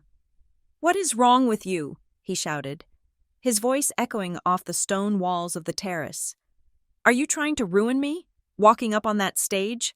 Spouting nonsense about Atlas and now harassing your sister? I should have had you thrown out the moment you arrived in that piece of junk car." "I wasn't harassing her," I said calmly. "I was just asking her how she plans to pay for a $6 million apartment when she's broke." "Broke," Jameson scoffed. "She's a partner at Norwood Law. She makes more in a month than you make in a decade of selling your little doodles. Do not project your failure onto her." "Is she," I asked, "is she really making that much, Dad? Or is she just spending that much?" I reached into my small clutch bag. I didn't pull out a weapon. I pulled out a folded piece of paper. It was a single sheet, printed from the digital dossier Miller had sent me. "What is that?" Jameson asked, eyeing the paper suspiciously. "This," I said, unfolding it slowly, "is a little something I picked up. You see, when you apply for a loan from a major fund like Atlas, you give them permission to look at everything, and I mean everything, even the things you think you have buried." I handed him the paper. "Read the highlighted section," I instructed. Jameson hesitated, then snatched the paper from my hand. He held it up to the light coming from the terrace windows. As he read, his brow furrowed. Then, his eyes widened. His jaw went slack. "This is a bank statement," he muttered, "from the firm's payroll account." "Look at the transaction on the 15th of last month," I said, my voice cutting through the night air like a scalpel. "A transfer of $200,000. It was labeled as vendor payment, tech consulting. But if you look at the routing number for the recipient, it doesn't go to a tech company. It goes to a personal brokerage account." Jameson looked up at me, his face pale. "I don't understand. That brokerage account belongs to Bianca," I said. "She took $200,000 from the employee payroll fund to cover a margin call. She was gambling on tech stocks, Dad, and she lost. She stole from the company to cover her bad bets." "No." Jameson shook his head violently, crumpling the paper in his fist. "That is impossible. Bianca is the responsible one. She manages the accounts. She wouldn't do this. She did it because she is desperate," I said relentlessly. "She is trying to keep up with the lifestyle you demanded of her. She is drowning in debt, just like you, and she is stealing from you to keep her head above water." "You are lying," he shouted, throwing the paper at my feet. "You forged this. You have always been jealous of her. You are jealous of her success, her beauty, her position. You typed this up on your computer to try and slander her on her big night." "Why would I forge a bank statement, Dad?" I asked, stepping closer to him. "I have no reason to lie. I am not the one asking for money. You are—" "I am not asking you for anything," he spat. "I am dealing with Atlas Group, a legitimate firm, not my delusional daughter who thinks she is a financial investigator." "You still don't get it, do you?" I sighed, shaking my head. "I told you on that stage, I am Atlas. Who do you think approved the diligence check that found this? Who do you think sent the auditor to look at your books last week? It wasn't a stranger. Dad. It was me." "Stop saying that," he yelled, his voice cracking. "You are Freya. You are a nobody. You live in a hole. You drive a wreck. You are not Atlas. Atlas is a billion-dollar fund. You are nothing." He was in total denial. His brain simply could not compute the reality shift. To accept that I was Atlas was to accept that he had been wrong for 10 years. It was to accept that he had thrown away a diamond and kept a stone. His ego wouldn't allow it. It was easier to believe I was a liar than to admit he was a fool. "Fine," I said, picking up the crumpled paper from the ground.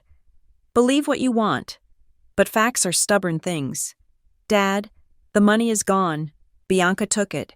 And on Monday morning, when the real auditors come, my auditors, they are going to find a lot more than just $200,000 missing.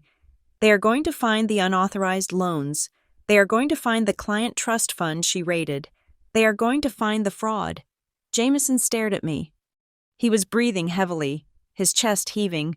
The doubt was there, swimming in his eyes. But he pushed it down. He buttoned his jacket with trembling fingers. "You are sick," he said, his voice shaking. "You are sick in the head. Get out of here. Leave my property. If I see you near Bianca again, I will call the police." "You want to call the police?" I laughed, a dry, humorless sound. "Go ahead. I think they would be very interested in this bank statement. In fact, I think the district attorney would love to see it." Jameson froze. The threat of legal action, of a scandal, paralyzed him. He was a lawyer. He knew exactly what grand larceny looked like. "You wouldn't," he whispered. "She is your sister." "She ceased to be my sister the day she watched you throw my life into the mud and laughed," I said. "Now, she is just a liability, and you are just a debtor." I turned my back on him. "I will leave," I said over my shoulder. "But don't forget the meeting on Monday.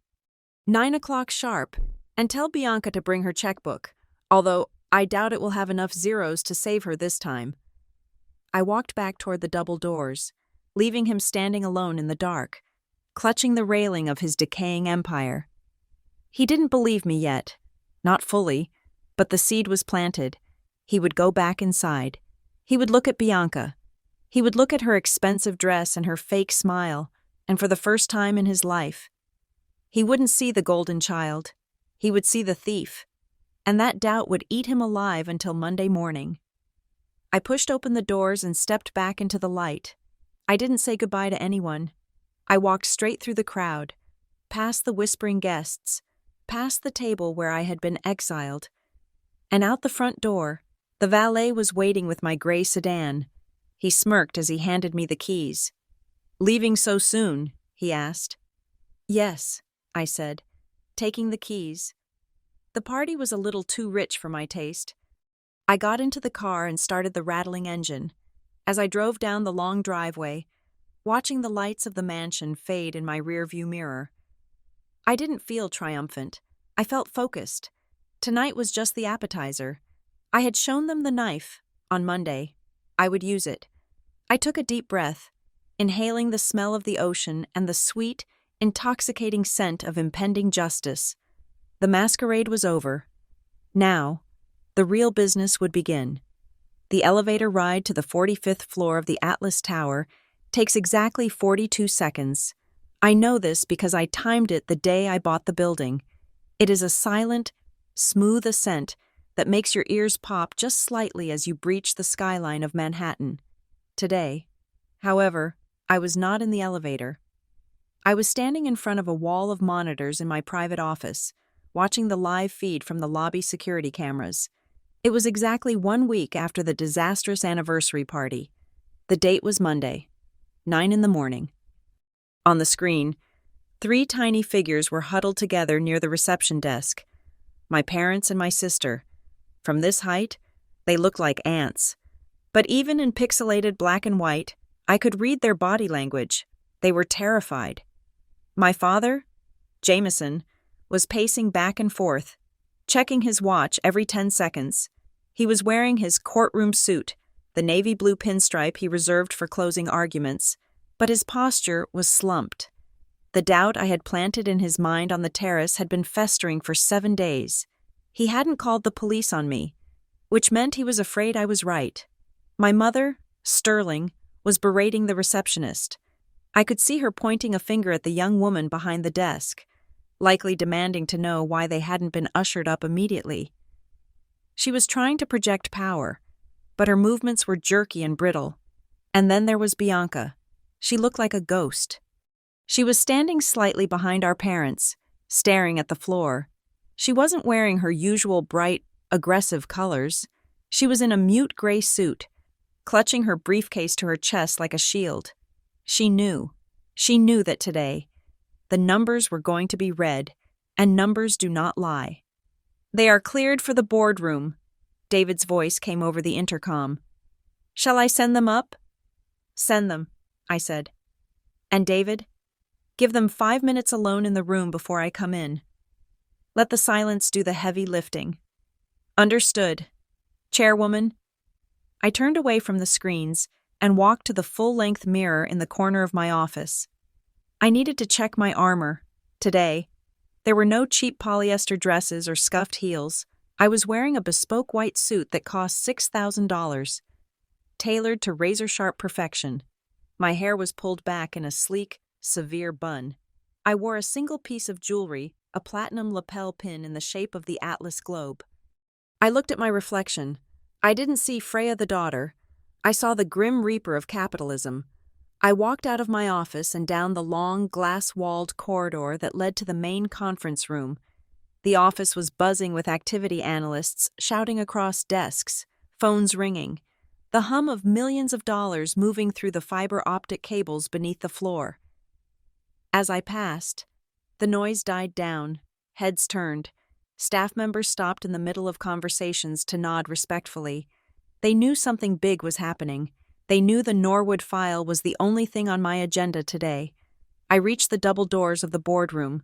They were made of frosted glass, thick and soundproof. I paused for a second, my hand hovering over the handle. This was it. The moment I had dreamed of while scrubbing grease off diner tables. The moment I had visualized while shivering in my unheated basement. I pushed the doors open and stepped inside. The room was vast, dominated by a 20-foot table made of reclaimed black walnut. The view behind it was a panoramic sweep of the city, blindingly bright in the morning sun. My family was seated on the far side of the table, their backs to the view. When the door opened, they all jumped. They were expecting a stranger. They were expecting an older man in a suit, perhaps a gray-haired banker named Mr. Sterling or Mr. Black. When they saw me, the air left the room. For 3 seconds, nobody moved. It was a tableau of pure cognitive dissonance. They looked at me, then looked behind me, expecting the real person to walk in. When no one else appeared, the confusion on my mother's face curdled into instant, volcanic rage. "You!" Sterling shrieked, slamming her hand onto the expensive wood. "What the hell are you doing here?" She stood up, her chair scraping violently against the floor. "Did you follow us?" she demanded, her voice rising to a screech. "I told you, Freya. I told you to stay away.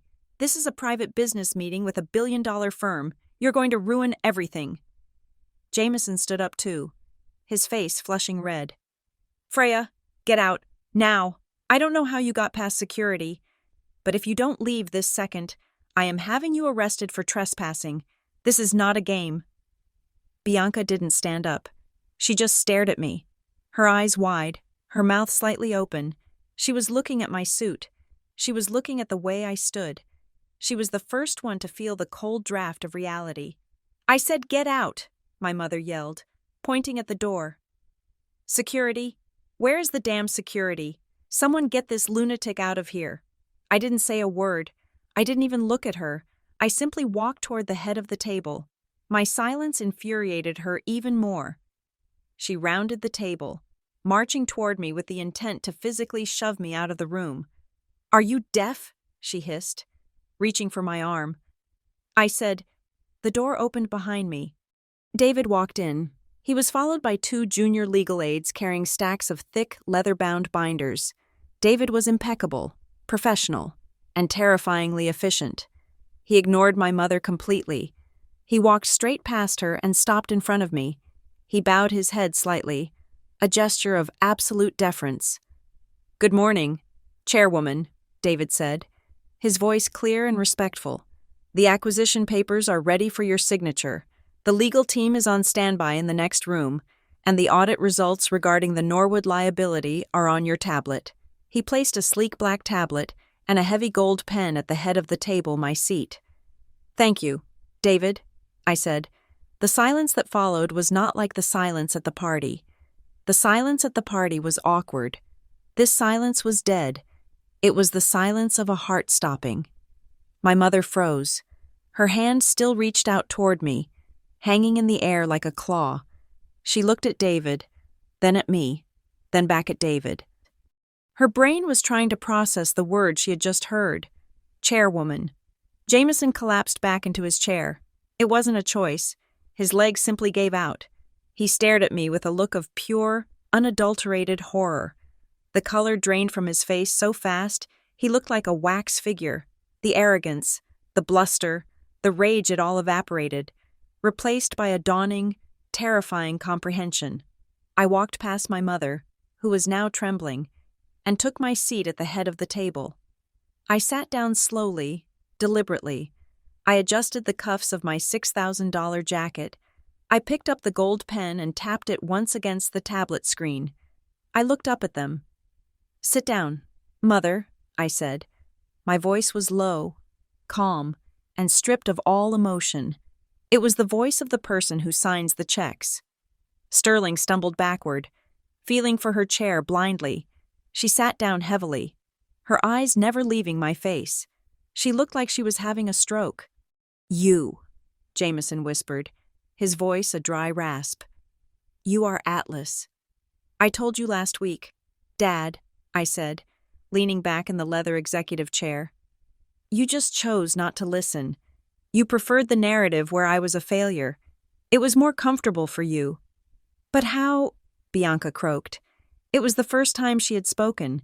Her voice was thin and watery. "The comics, you were poor. You lived in a basement." "I was poor 7 years ago. Bianca," I corrected her. "A lot can happen in 7 years if you actually work instead of spending your time shopping for penthouses you can't afford." I tapped the screen of the tablet.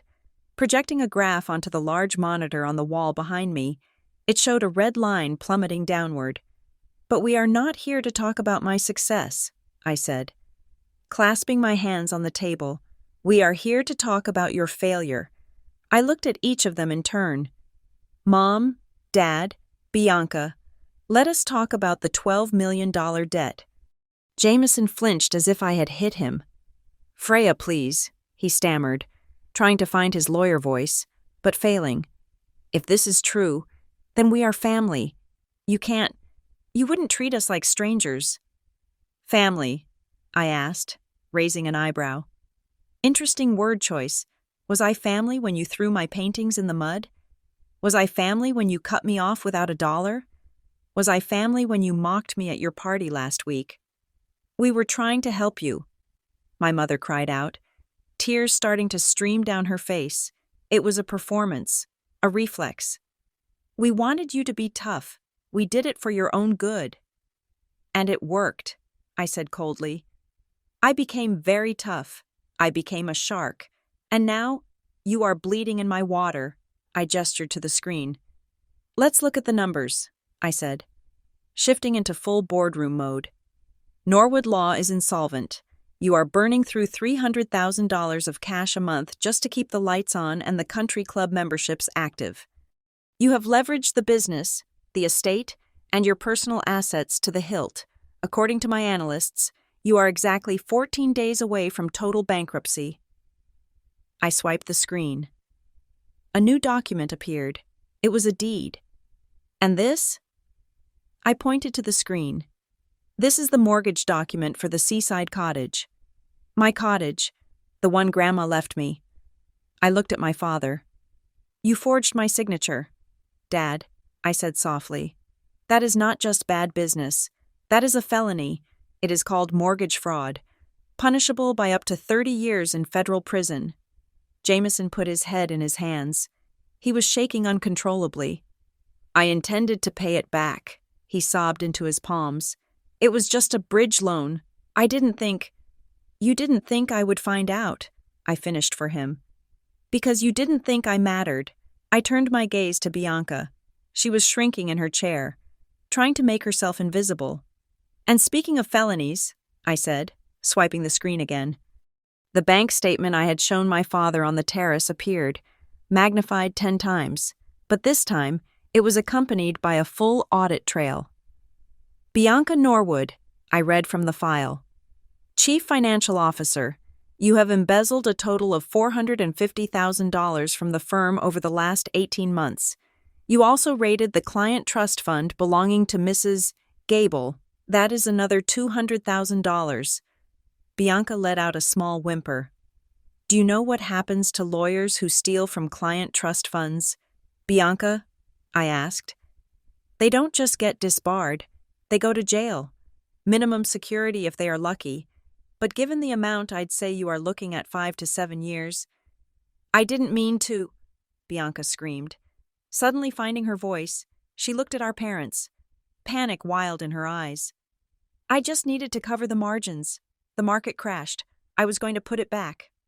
She is a thief, I said to my parents. Your golden child is a common criminal. My mother looked at Bianca with a mixture of horror and betrayal. The perfect image was shattered. The shrine on the staircase was burning. Freya! My father looked up, his eyes red and desperate. What do you want? You hold all the cards.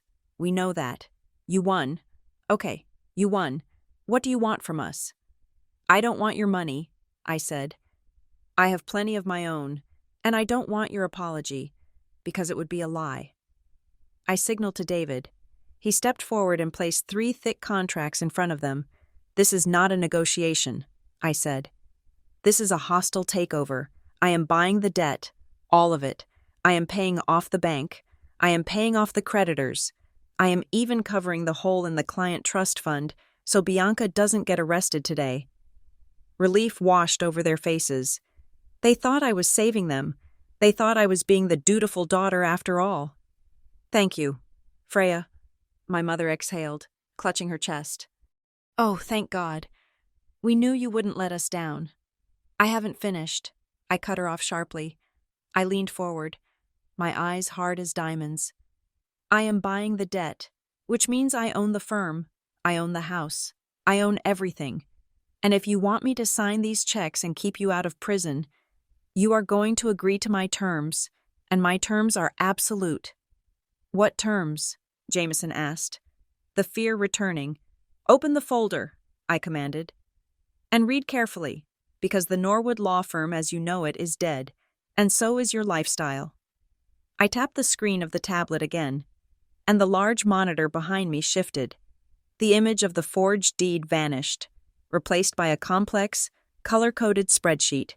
It was a forensic accounting breakdown of Norwood Law's finances over the last 36 months. To an untrained eye, it might have looked like a boring grid of numbers. To the 3 people sitting across from me, it looked like a death sentence. You came here expecting a bailout, I said, standing up and walking slowly toward the screen. You thought I would hand you a check, patch up the holes in your boat, and send you on your way so you could continue pretending to be royalty. But I do not invest in failing business models, and I certainly do not invest in fraud. I pointed to a thick red column that dominated the fiscal year of 2024. This is what I call the vanity index, I explained, my voice echoing slightly in the silent room. While you were crying poverty to the banks, telling them the legal market was soft, let us see where the money actually went. I expanded the section. Line items popped up, crisp and undeniable. October. You laid off 3 paralegals and cut the administrative staff's health benefits by 20%. You told them it was necessary for the firm's survival. You told them we all have to make sacrifices. I looked at my mother. She refused to meet my gaze, staring fixedly at her manicured hands. Yet, in that same month, I continued, highlighting a specific entry, the firm spent $45,000 on a client acquisition retreat in Aspen. I pulled the receipts. There were no clients there. It was just you, Dad, and Bianca, and Mom. I see you billed the firm $12,000 for catering consultation during that trip. Since when does a law firm need a catering consultant on a ski slope? We have to maintain an image, Sterling snapped, her defensive instincts overriding her fear for a moment. In our circle, appearance is everything. If we look poor, we lose clients. You lost clients because you were incompetent, not because you didn't ski enough, I countered smoothly. Let's look at December. The staff Christmas bonus was canceled. You sent out an email, I have a copy here, saying that lean times require tough choices. And yet, on December 21st, the corporate credit card was used to charter a private jet to Miami for New Year's Eve. Cost $28,000. That was a networking opportunity, my father argued, though his voice lacked conviction. Senator Phillips was on that flight. Senator Phillips is under investigation for bribery, I replied dryly. So that was money well spent. But the hypocrisy is what fascinates me. You cut the wages of the woman who answers your phones, a single mother. By the way, by 10%, claiming the firm was bleeding, and then you drank 3 bottles of vintage Petrus at dinner that night, charged to the company account at $6,000 a bottle. You drank a woman's annual rent in one meal. I turned away from the screen and looked at them. This isn't just mismanagement. This is moral bankruptcy. You starved the people who actually did the work so you could feed your own egos. I swiped the tablet. The screen changed again. Now it showed a timeline of financial reports. This was the section dedicated to Bianca. And now, we get to the star of the show, I said, turning my attention to my sister. Bianca was shaking so hard that her chair was vibrating against the floor. She looked like a trapped animal. The $200,000 and the trust fund theft were just the tip of the iceberg, I said, my tone clinical. My auditors went deep. We found the shell companies, Bianca, BN Consulting, Apex Strategy Group, Golden Horizon Ventures. Do those names ring a bell? She didn't answer. She couldn't. They should, I went on. Because you are the sole signatory on all of them. For the last 2 years, you have been creating fake invoices. You billed Norwood Law for IT upgrades that never happened. You billed for expert witness retainers for trials that didn't exist. You siphoned off nearly $15,000 a month. Every month, like clockwork. I pointed to a graph that showed the correlation between her withdrawals and her credit card bills. See this pattern? I traced the line with my finger. Every time you invoiced the firm for $20,000, a payment for exactly that amount was made to American Express or Saks Fifth Avenue 3 days later. You weren't investing. You weren't trading. You were just shopping. You stole $500,000 to buy shoes, handbags, and that ridiculous car you crashed last winter. I was going to pay it back when I got my bonus, Bianca whispered, tears streaming down her face, ruining her makeup. I am the future CEO. I deserve that money. I work harder than anyone. You don't work, Bianca, I said, my voice cutting her off like a guillotine. I checked your billable hours against the court records. You haven't argued a case in court in 18 months. You have been paying junior associates to write your briefs and signing your name at the bottom. You are a fraud. You are not a lawyer. You are a parasite in a Prada suit. The room was silent. The weight of the truth was crushing. There was no spin that could fix this. There was no family meeting that could talk this away. The numbers were absolute. I walked back to the head of the table and leaned against the heavy oak wood. You know what the funniest part is? I asked, looking from one devastated face to the other. For 10 years, you told me I was the worthless one. You told me my art was a joke. You told me to get a real job. I paused, letting the memory of their insults fill the space.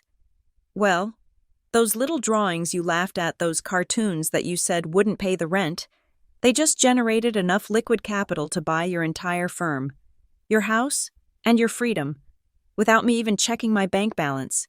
You laughed at my art for a decade.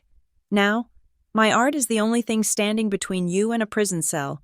Those drawings are buying your lives. My father looked up. His eyes were wet, red-rimmed, and filled with a pathetic desperation. He realized that bluster wouldn't work. Anger wouldn't work. So he tried the last weapon in his arsenal. Freya, he choked out, reaching a trembling hand across the table. Freya, listen to me. We made mistakes. Okay, we messed up, but we are your parents. Bianca is your sister. We are family. You can't destroy us. You can't strip us bare like this.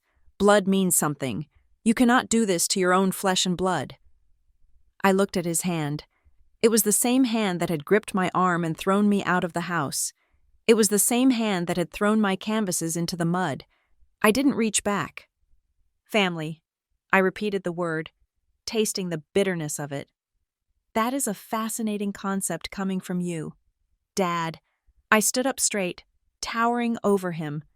Do you remember what you said to me when I asked you to co-sign my student loan for art school? Do you remember the exact words you used when I begged you for support? He stared at me. Blankly. He had forgotten. Of course he had. To the axe. The tree is just wood. But the tree remembers the axe. You said, I quoted him, mimicking his cold, dismissive tone from years ago perfectly. We do not make decisions based on sentiment. Freya, we run this family like a business. And in business, we only support assets that yield a return. You are a liability. We only speak the language of business efficiency here. I saw the recognition flash in his eyes. The memory hit him like a physical blow. So, I continued, I am honoring your philosophy. Dad, I am speaking your language. This is not a family reunion. This is a correction of inefficiencies. You are bad managers. You are bad investments. And based on business efficiency, you should be liquidated. It is not fair. My mother suddenly wailed, burying her face in her hands. The market changed. The economy was against us. We did the best we could. It is not our fault that the world got so expensive. You can't blame us for trying to survive. Stop it, I commanded. Stop the victim act. It is insulting to my intelligence. I tapped the screen one last time. A comparative chart appeared. This is a graph of the top 10 law firms in the state of New York, I said, pointing to the upward trends. While you were surviving by stealing from your clients, your competitors grew by an average of 15%. The market didn't kill you. Mother, your arrogance did. You refused to adapt. You refused to modernize. You thought the name Norwood entitled you to success without the work. You failed because you are obsolete. I turned my eyes to Bianca. She was slumped in her chair, staring at the table, her breathing shallow. And you, I said softly. She looked up, her eyes hollow. You wanted to be the CEO, I said. You wanted the power. Well, here is the reality of power. It comes with accountability, and you have none. What are you going to do? Bianca whispered. Are you going to send me to jail? I said. I have enough evidence on this drive to put you away for 10 years. The DA would take the case in a heartbeat. Prominent socialite steals from widow. The headlines write themselves. Bianca flinched. But prison is too easy, I said. In prison, you get free food, you get a bed, you don't have to work. I picked up the contracts David had placed on the table. I am not going to send you to jail. Bianca, I am going to do something much worse. I am going to take your license. As part of this acquisition, you will voluntarily surrender your license to practice law to the Bar Association. You will admit to professional misconduct. Your career as a lawyer is over. Today, right now. No, she gasped, clutching her chest. No, you can't. Being a lawyer's who I am. It is my life, that is all I have. No, I corrected her. It is all you had. You traded it for a closet full of designer clothes and a penthouse you couldn't afford. You made the trade. Bianca, I am just processing the paperwork. Please, Freya, she begged, sliding out of her chair and falling to her knees. It was a pathetic sight, the golden child, kneeling on the carpet of my boardroom. I can't do anything else. I don't know how to do anything else. What am I supposed to do? You'll figure it out, I said, looking down at her without a shred of pity. I heard Starbucks is hiring, or maybe you can learn to draw. It is a nice hobby. I looked back at my parents. They were broken. The fight had left them. They weren't arguing anymore. They were just waiting for the final blow. Now, I said, sliding the contracts across the polished wood toward them. You have two choices. Option A. You walk out of here. I call the bank and tell them I am passing on the loan. I call the DA and email him this file. By tonight, the police will be at your door. The house will be foreclosed, and your names will be mud. I paused. Option B. You sign these papers. You sign over the firm. You sign over the house. You sign over everything. In exchange, I pay the debts. I keep Bianca out of handcuffs, and you get to walk away, penniless, but free. I uncapped the gold pen and set it down in the center of the table. The sound of the pen hitting the wood was loud in the silence. Decide, I said. I have a lunch meeting at 12, and I hate to be late. The gold pen lay in the center of the black walnut table, catching the morning light like a bullet casing. It was the only object in the room that seemed to have any weight. My parents and my sister stared at it as if it were a venomous snake that might strike if they moved too quickly. I am waiting, I said, checking the time on my watch. The clock is ticking, and interest is compounding every second we sit here staring at each other. My father, Jameson, looked at the pen, then up at me. His face was a map of ruin. The capillaries in his cheeks were broken, flushing his skin a blotchy red, and his eyes were wet with a mixture of rage and terror. He took a breath, trying to summon the ghost of the courtroom bully he used to be. "You cannot be serious," he said, his voice shaking. "You gave us two options, but they are the same option. You are asking us to sign our death warrants." "Incorrect," I replied, keeping my voice level and devoid of sympathy. "Option A is death. Option B is life support. There is a significant difference." I stood up and walked around the table, pacing slowly behind their chairs. I wanted them to feel my presence. I wanted them to feel the shift in gravity. "Let me clarify the terms of the second option, just so there is no ambiguity," I said. "Because if you sign these papers, there is no going back. There are no appeals. There are no renegotiations." I stopped behind my father's chair. "Condition 1, I stated, my voice echoing off the glass walls. "Asset forfeiture and immediate relocation." My mother, Sterling, let out a small, strangled sob. "The Norwood estate," I continued, "is currently leveraged to 90% of its value. You haven't paid the mortgage in 4 months. As of this moment, the bank owns it, and since I am buying the bank's note, I own it. I am not running a charity hotel. I am running a business. Therefore, you will vacate the premises." "Vacate," my mother whispered, spinning in her chair to look at me, her eyes wide with horror. "But where will we go? That house has been in the family for 3 generations. All our things are there. My garden, my studio." "It was in the family," I corrected her. "Now it is in the portfolio of the Atlas Group. And as for where you will go, that is not my concern. However, because I am benevolent, the contract stipulates that I will provide you with a rental allowance for 6 months, $3,000 a month." "3,000?" Sterling shrieked. $3,000, Freya? You can't rent a shoebox in Manhattan for $3,000. We need space. We need—" "Then move to New Jersey," I cut her off. "Or Ohio. I hear the cost of living is very reasonable there, but you are leaving the Hamptons. Tonight, the locks will be changed at 9 tomorrow morning. Anything left inside becomes my property." My father slammed his hand on the table. It was a weak, fleshy sound. "You can't evict us in 24 hours, he shouted. "There are laws. There are tenant rights." "You are not tenants, Dad," I said coldly. "You are squatters in a foreclosed property, and I can have the sheriff there by noon if you prefer to be escorted out in handcuffs in front of the neighbors. Is that the exit you want?" He slumped back, defeated. He knew I was right. He knew the law better than anyone, and he knew he had no leg to stand on. I walked over to Bianca. She was still on the floor, though she had pulled herself up to sit on her heels, wiping black mascara from her cheeks. "Condition 2, I said, looking down at her. "Restitution and employment." Bianca looked up, a flicker of hope in her eyes. "Employment. You are going to let me work. You are going to let me keep my job." "I am going to let you work," I nodded. "But not as a lawyer, as we discussed. Your license is gone, but you owe my firm $450,000. You stole that money, Bianca, and you are going to pay it back." "I can't pay it back," she wailed. "I have no money. You know I have no money."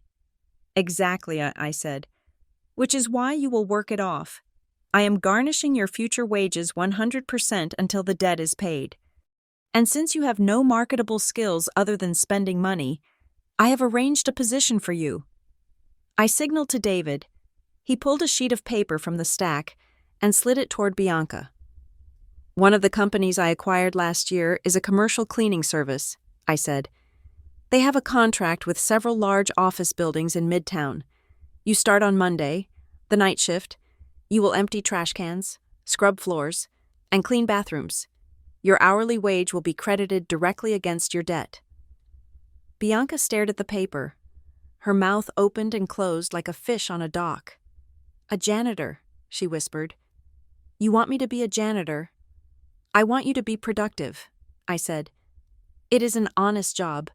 Bianca, it is real work, unlike what you have been doing for the last 5 years. And if you miss a shift, if you quit, if you complain, I leaned down, bringing my face inches from hers. Then the deal is void. I take the evidence of your embezzlement to the district attorney, and you go to prison. Those are your choices, a mop or a cell. She made a sound that was half sob, half retch. She looked at our parents, begging them to intervene, to save her from the indignity of labor, but they couldn't even save themselves. Condition 3, I announced, straightening up and addressing the room at large. The public statement. My father looked up warily. What statement? You have spent 10 years telling anyone who would listen that I was a failure. I said, you destroyed my reputation to bolster your own. You painted me as mentally unstable to explain my absence. You lied. I walked to the window and looked out at the city. I want the record corrected. You will sign a joint press release, drafted by my media team. In it, you will admit that the Norwood law firm was insolvent due to your mismanagement. You will admit that the Atlas Group saved you. And you will publicly acknowledge that Freya Norwood is the founder and chairwoman of Atlas, and that you owe your financial survival to her generosity. I will not, Jameson spat. I will not humiliate myself in the press. I have a reputation. You have no reputation. I spun around, my voice cracking like a whip. Your reputation is a lie. You are broke. You are a fraud. The only reason you are not in handcuffs right now is because I am standing between you and the abyss. I won't do it, he insisted, crossing his arms. Take the house, take the firm, but I will not bow down to you in public. I am your father. Then you choose option A, I said calmly. I looked at David. David, call the bank. Tell them we are withdrawing the offer. Tell them to proceed with the immediate seizure of the assets. And call the DA's office. Tell them I have a file I would like to courier over regarding the Norwood embezzlement case. David nodded and reached for his phone. He didn't hesitate. He tapped the screen and held it to his ear. Wait, Sterling screamed. She grabbed Jameson's arm and shook him. Jameson, stop it. Stop it right now. She will do it. Look at her eyes. She doesn't care. She will send us to the street. She is bluffing, Jameson gritted out, though sweat was pouring down his forehead. She won't send her own sister to jail. Hello, this is David from the Atlas Group. David spoke into the phone, his voice calm and professional. I need to speak with the head of the foreclosure division. Yes, it is regarding the Norwood property. We are canceling the buyout. The room went dead silent.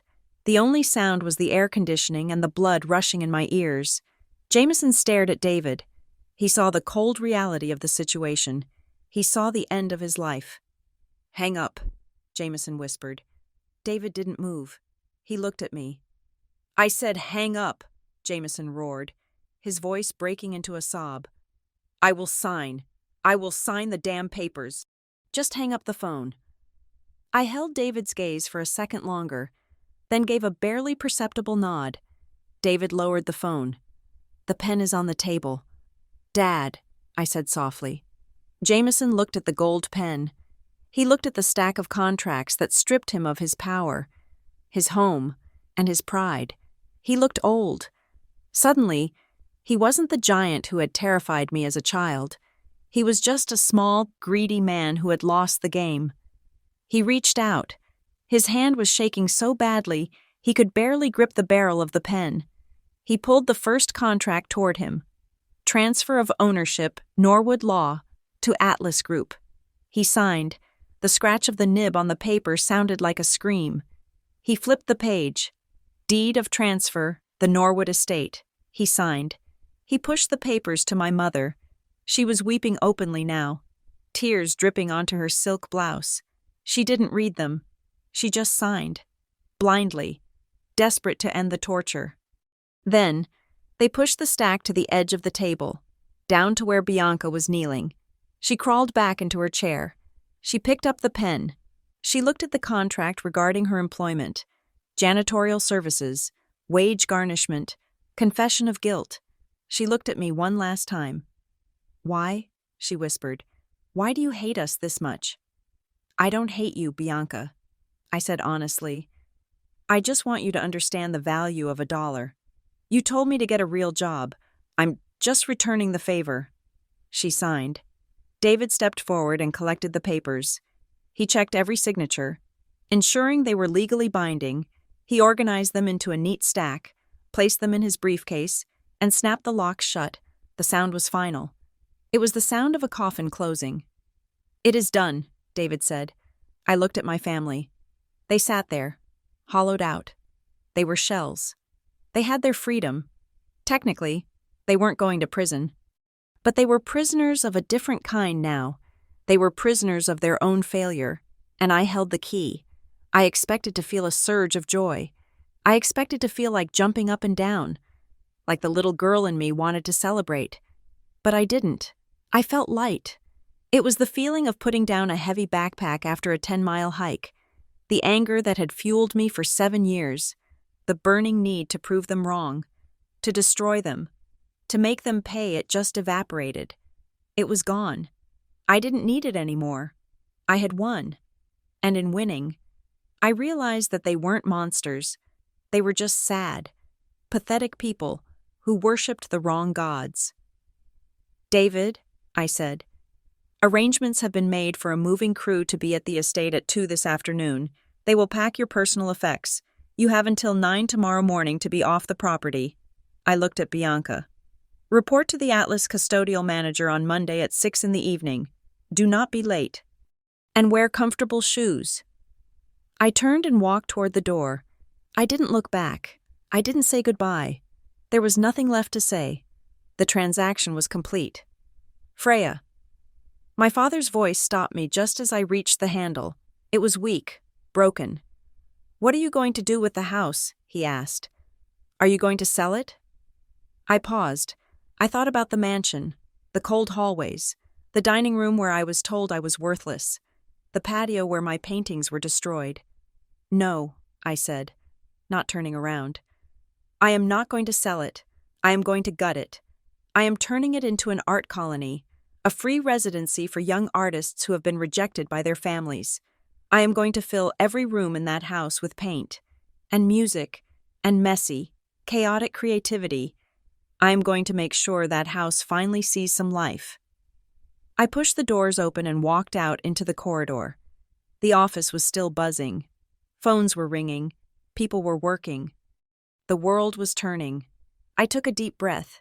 The air in the hallway smelled of coffee and ozone. It smelled clean. I walked to the elevator and pressed the button for the lobby. I had a lunch meeting with a new tech startup in 20 minutes. I had a company to run. I had a future to build. And for the first time in my life, the past wasn't chasing me. I had bought it, liquidated it, and filed it away. I was free. The silence in the Norwood estate was different now. For 20 years, the silence in these hallways had been heavy, pregnant with judgment and the unspoken threat of my father's temper. It was a silence that demanded you walk on tiptoes. But today, standing in the center of the grand foyer, 1 month after the acquisition, the silence was hollow. It was just the absence of noise. The furniture was gone. The Persian rugs were rolled up and taken away by the auction house. The crystal chandelier, which my mother used to claim was worth more than my life, hung above me, Dusty and dim, I walked through the empty rooms, my footsteps echoing against the bare hardwood floors. I went into the dining room, where I had been told to eat in the kitchen. I went into the library, where I had been disowned. I went out to the patio, where my art had been destroyed in the mud, in the heat of the boardroom meeting. I had told my father I would turn this place into an art colony. I wanted to fill it with noise and color to spite the memory of their cold perfectionism. But as I stood there, looking at the peeling paint on the crown molding, I realized I didn't want to fix this house. I didn't want to try and redeem it. The foundation was rotten. The memories here were soaked into the drywall like black mold. No amount of bright paint could cover the fact that this was a place where love went to die. I took out my phone and called David. "Change of plans," I said, my voice echoing in the empty ballroom. "I don't want to keep the property. Sell it. Sell it to a developer who will tear it down and build condos. Or a family who doesn't know its history. I don't care. Just liquidate it." "And the proceeds?" "Chairwoman," David asked. "Shall I apply them to the general fund?" "No," I said, looking out at the overgrown garden. "Take every penny from the sale after the bank is paid off and start a foundation. Call it the New Canvas Grant. I want the money to go directly to young artists who have been kicked out of their homes for pursuing their dreams. Pay for their rent, buy them supplies, give them the start I never had." "Consider it done," David said. I hung up. I walked out the front door and locked it for the last time. I tossed the keys into the tall grass by the driveway. I didn't need them. I wasn't coming back. The victory wasn't in owning their house. The victory was in realizing I didn't need it to prove anything anymore. 30 miles away, in a cramped second-floor walk-up in a suburb that my mother would have previously refused to drive through. The reality of Condition 1 had settled in. I hadn't visited them, but Miller, my private investigator, still sent me the occasional update. Old habits die hard, or perhaps I just wanted to ensure my investment was secure. My parents were living in a 2-bedroom apartment with thin walls and a view of a parking lot. My father, Jameson, who used to spend $300 on a haircut, was now cutting his own hair in the bathroom mirror. He spent his days sitting in a recliner he bought at a garage sale, staring at the wall, muttering about lawsuits he couldn't afford to file. The legal community had turned its back on him the moment the news of the insolvency broke. He wasn't a shark anymore. He was just an old man with a lot of debt and no friends. My mother, Sterling, had it harder in some ways. She had defined her entire existence by her social standing. Now, she was the woman who clipped coupons at the grocery store. Miller's report said she had been banned from the local country club, not because she couldn't pay, but because she tried to walk in as a guest and caused a scene when they asked for her membership card. She was cooking her own meals for the first time in 40 years, burning pasta and crying over the sink. They were safe. They had a roof over their heads. I paid their rent, as promised, but I had stripped them of the one thing they valued more than oxygen, their superiority. And then there was Bianca. I parked my car, a sleek, black sedan, that didn't rattle across the street from Jerry's Diner on the edge of the city. I wasn't there to gloat. I was there to verify compliance. Through the large glass window, I saw her. She was wearing a polyester uniform that was 2 sizes too big, stained with coffee and ketchup. Her hair, usually a glossy mane of salon perfection, was tied back in a messy bun. She looked tired. She looked older. I watched as a customer, a large man in a trucker hat, waved his mug at her aggressively. "Hey, I ordered this coffee 10 minutes ago," he shouted, loud enough for me to hear through the glass. "Are you stupid or just slow?" The old Bianca would have sneered. The old Bianca would have thrown the coffee in his face and sued him for distress. But this Bianca just flinched. She kept her head down.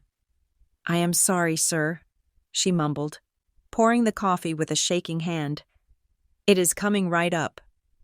"Get a real job if you can't handle this one," the man grumbled. I saw Bianca freeze. The words hit her like a physical slap. Get a real job. The mantra she had used against me for a decade. Now, she was living it. She was learning that standing on your feet for 8 hours serving ungrateful people for minimum wage was the most real work in the world. She was scrubbing the floors I used to walk on. She was serving the food I used to cook for myself. She looked up and, for a second, her eyes met mine through the window and the traffic. She didn't glare. She didn't make a rude gesture. She just looked resigned. There was a dull acceptance in her eyes. She knew she deserved this. She knew that every dirty plate she bussed was a payment on a debt she had accrued through arrogance. I started the car and drove away. I didn't feel a surge of malicious joy. I didn't laugh. I just felt a quiet, steady resolve. I didn't hate them. Hate takes energy. Hate requires you to carry the person with you in your mind. I didn't carry them anymore. I had put them down. I was indifferent, and indifference, I realized, was the truest form of freedom. My destination was a small nursing home in Queens. It was clean, but modest. I walked up to the front desk and asked for Mrs. Weaver. When I entered her room, she was sitting by the window, knitting a scarf. She looked frail, much smaller than the sturdy woman who used to smuggle me cookies. When she saw me, her eyes lit up, but then she looked confused.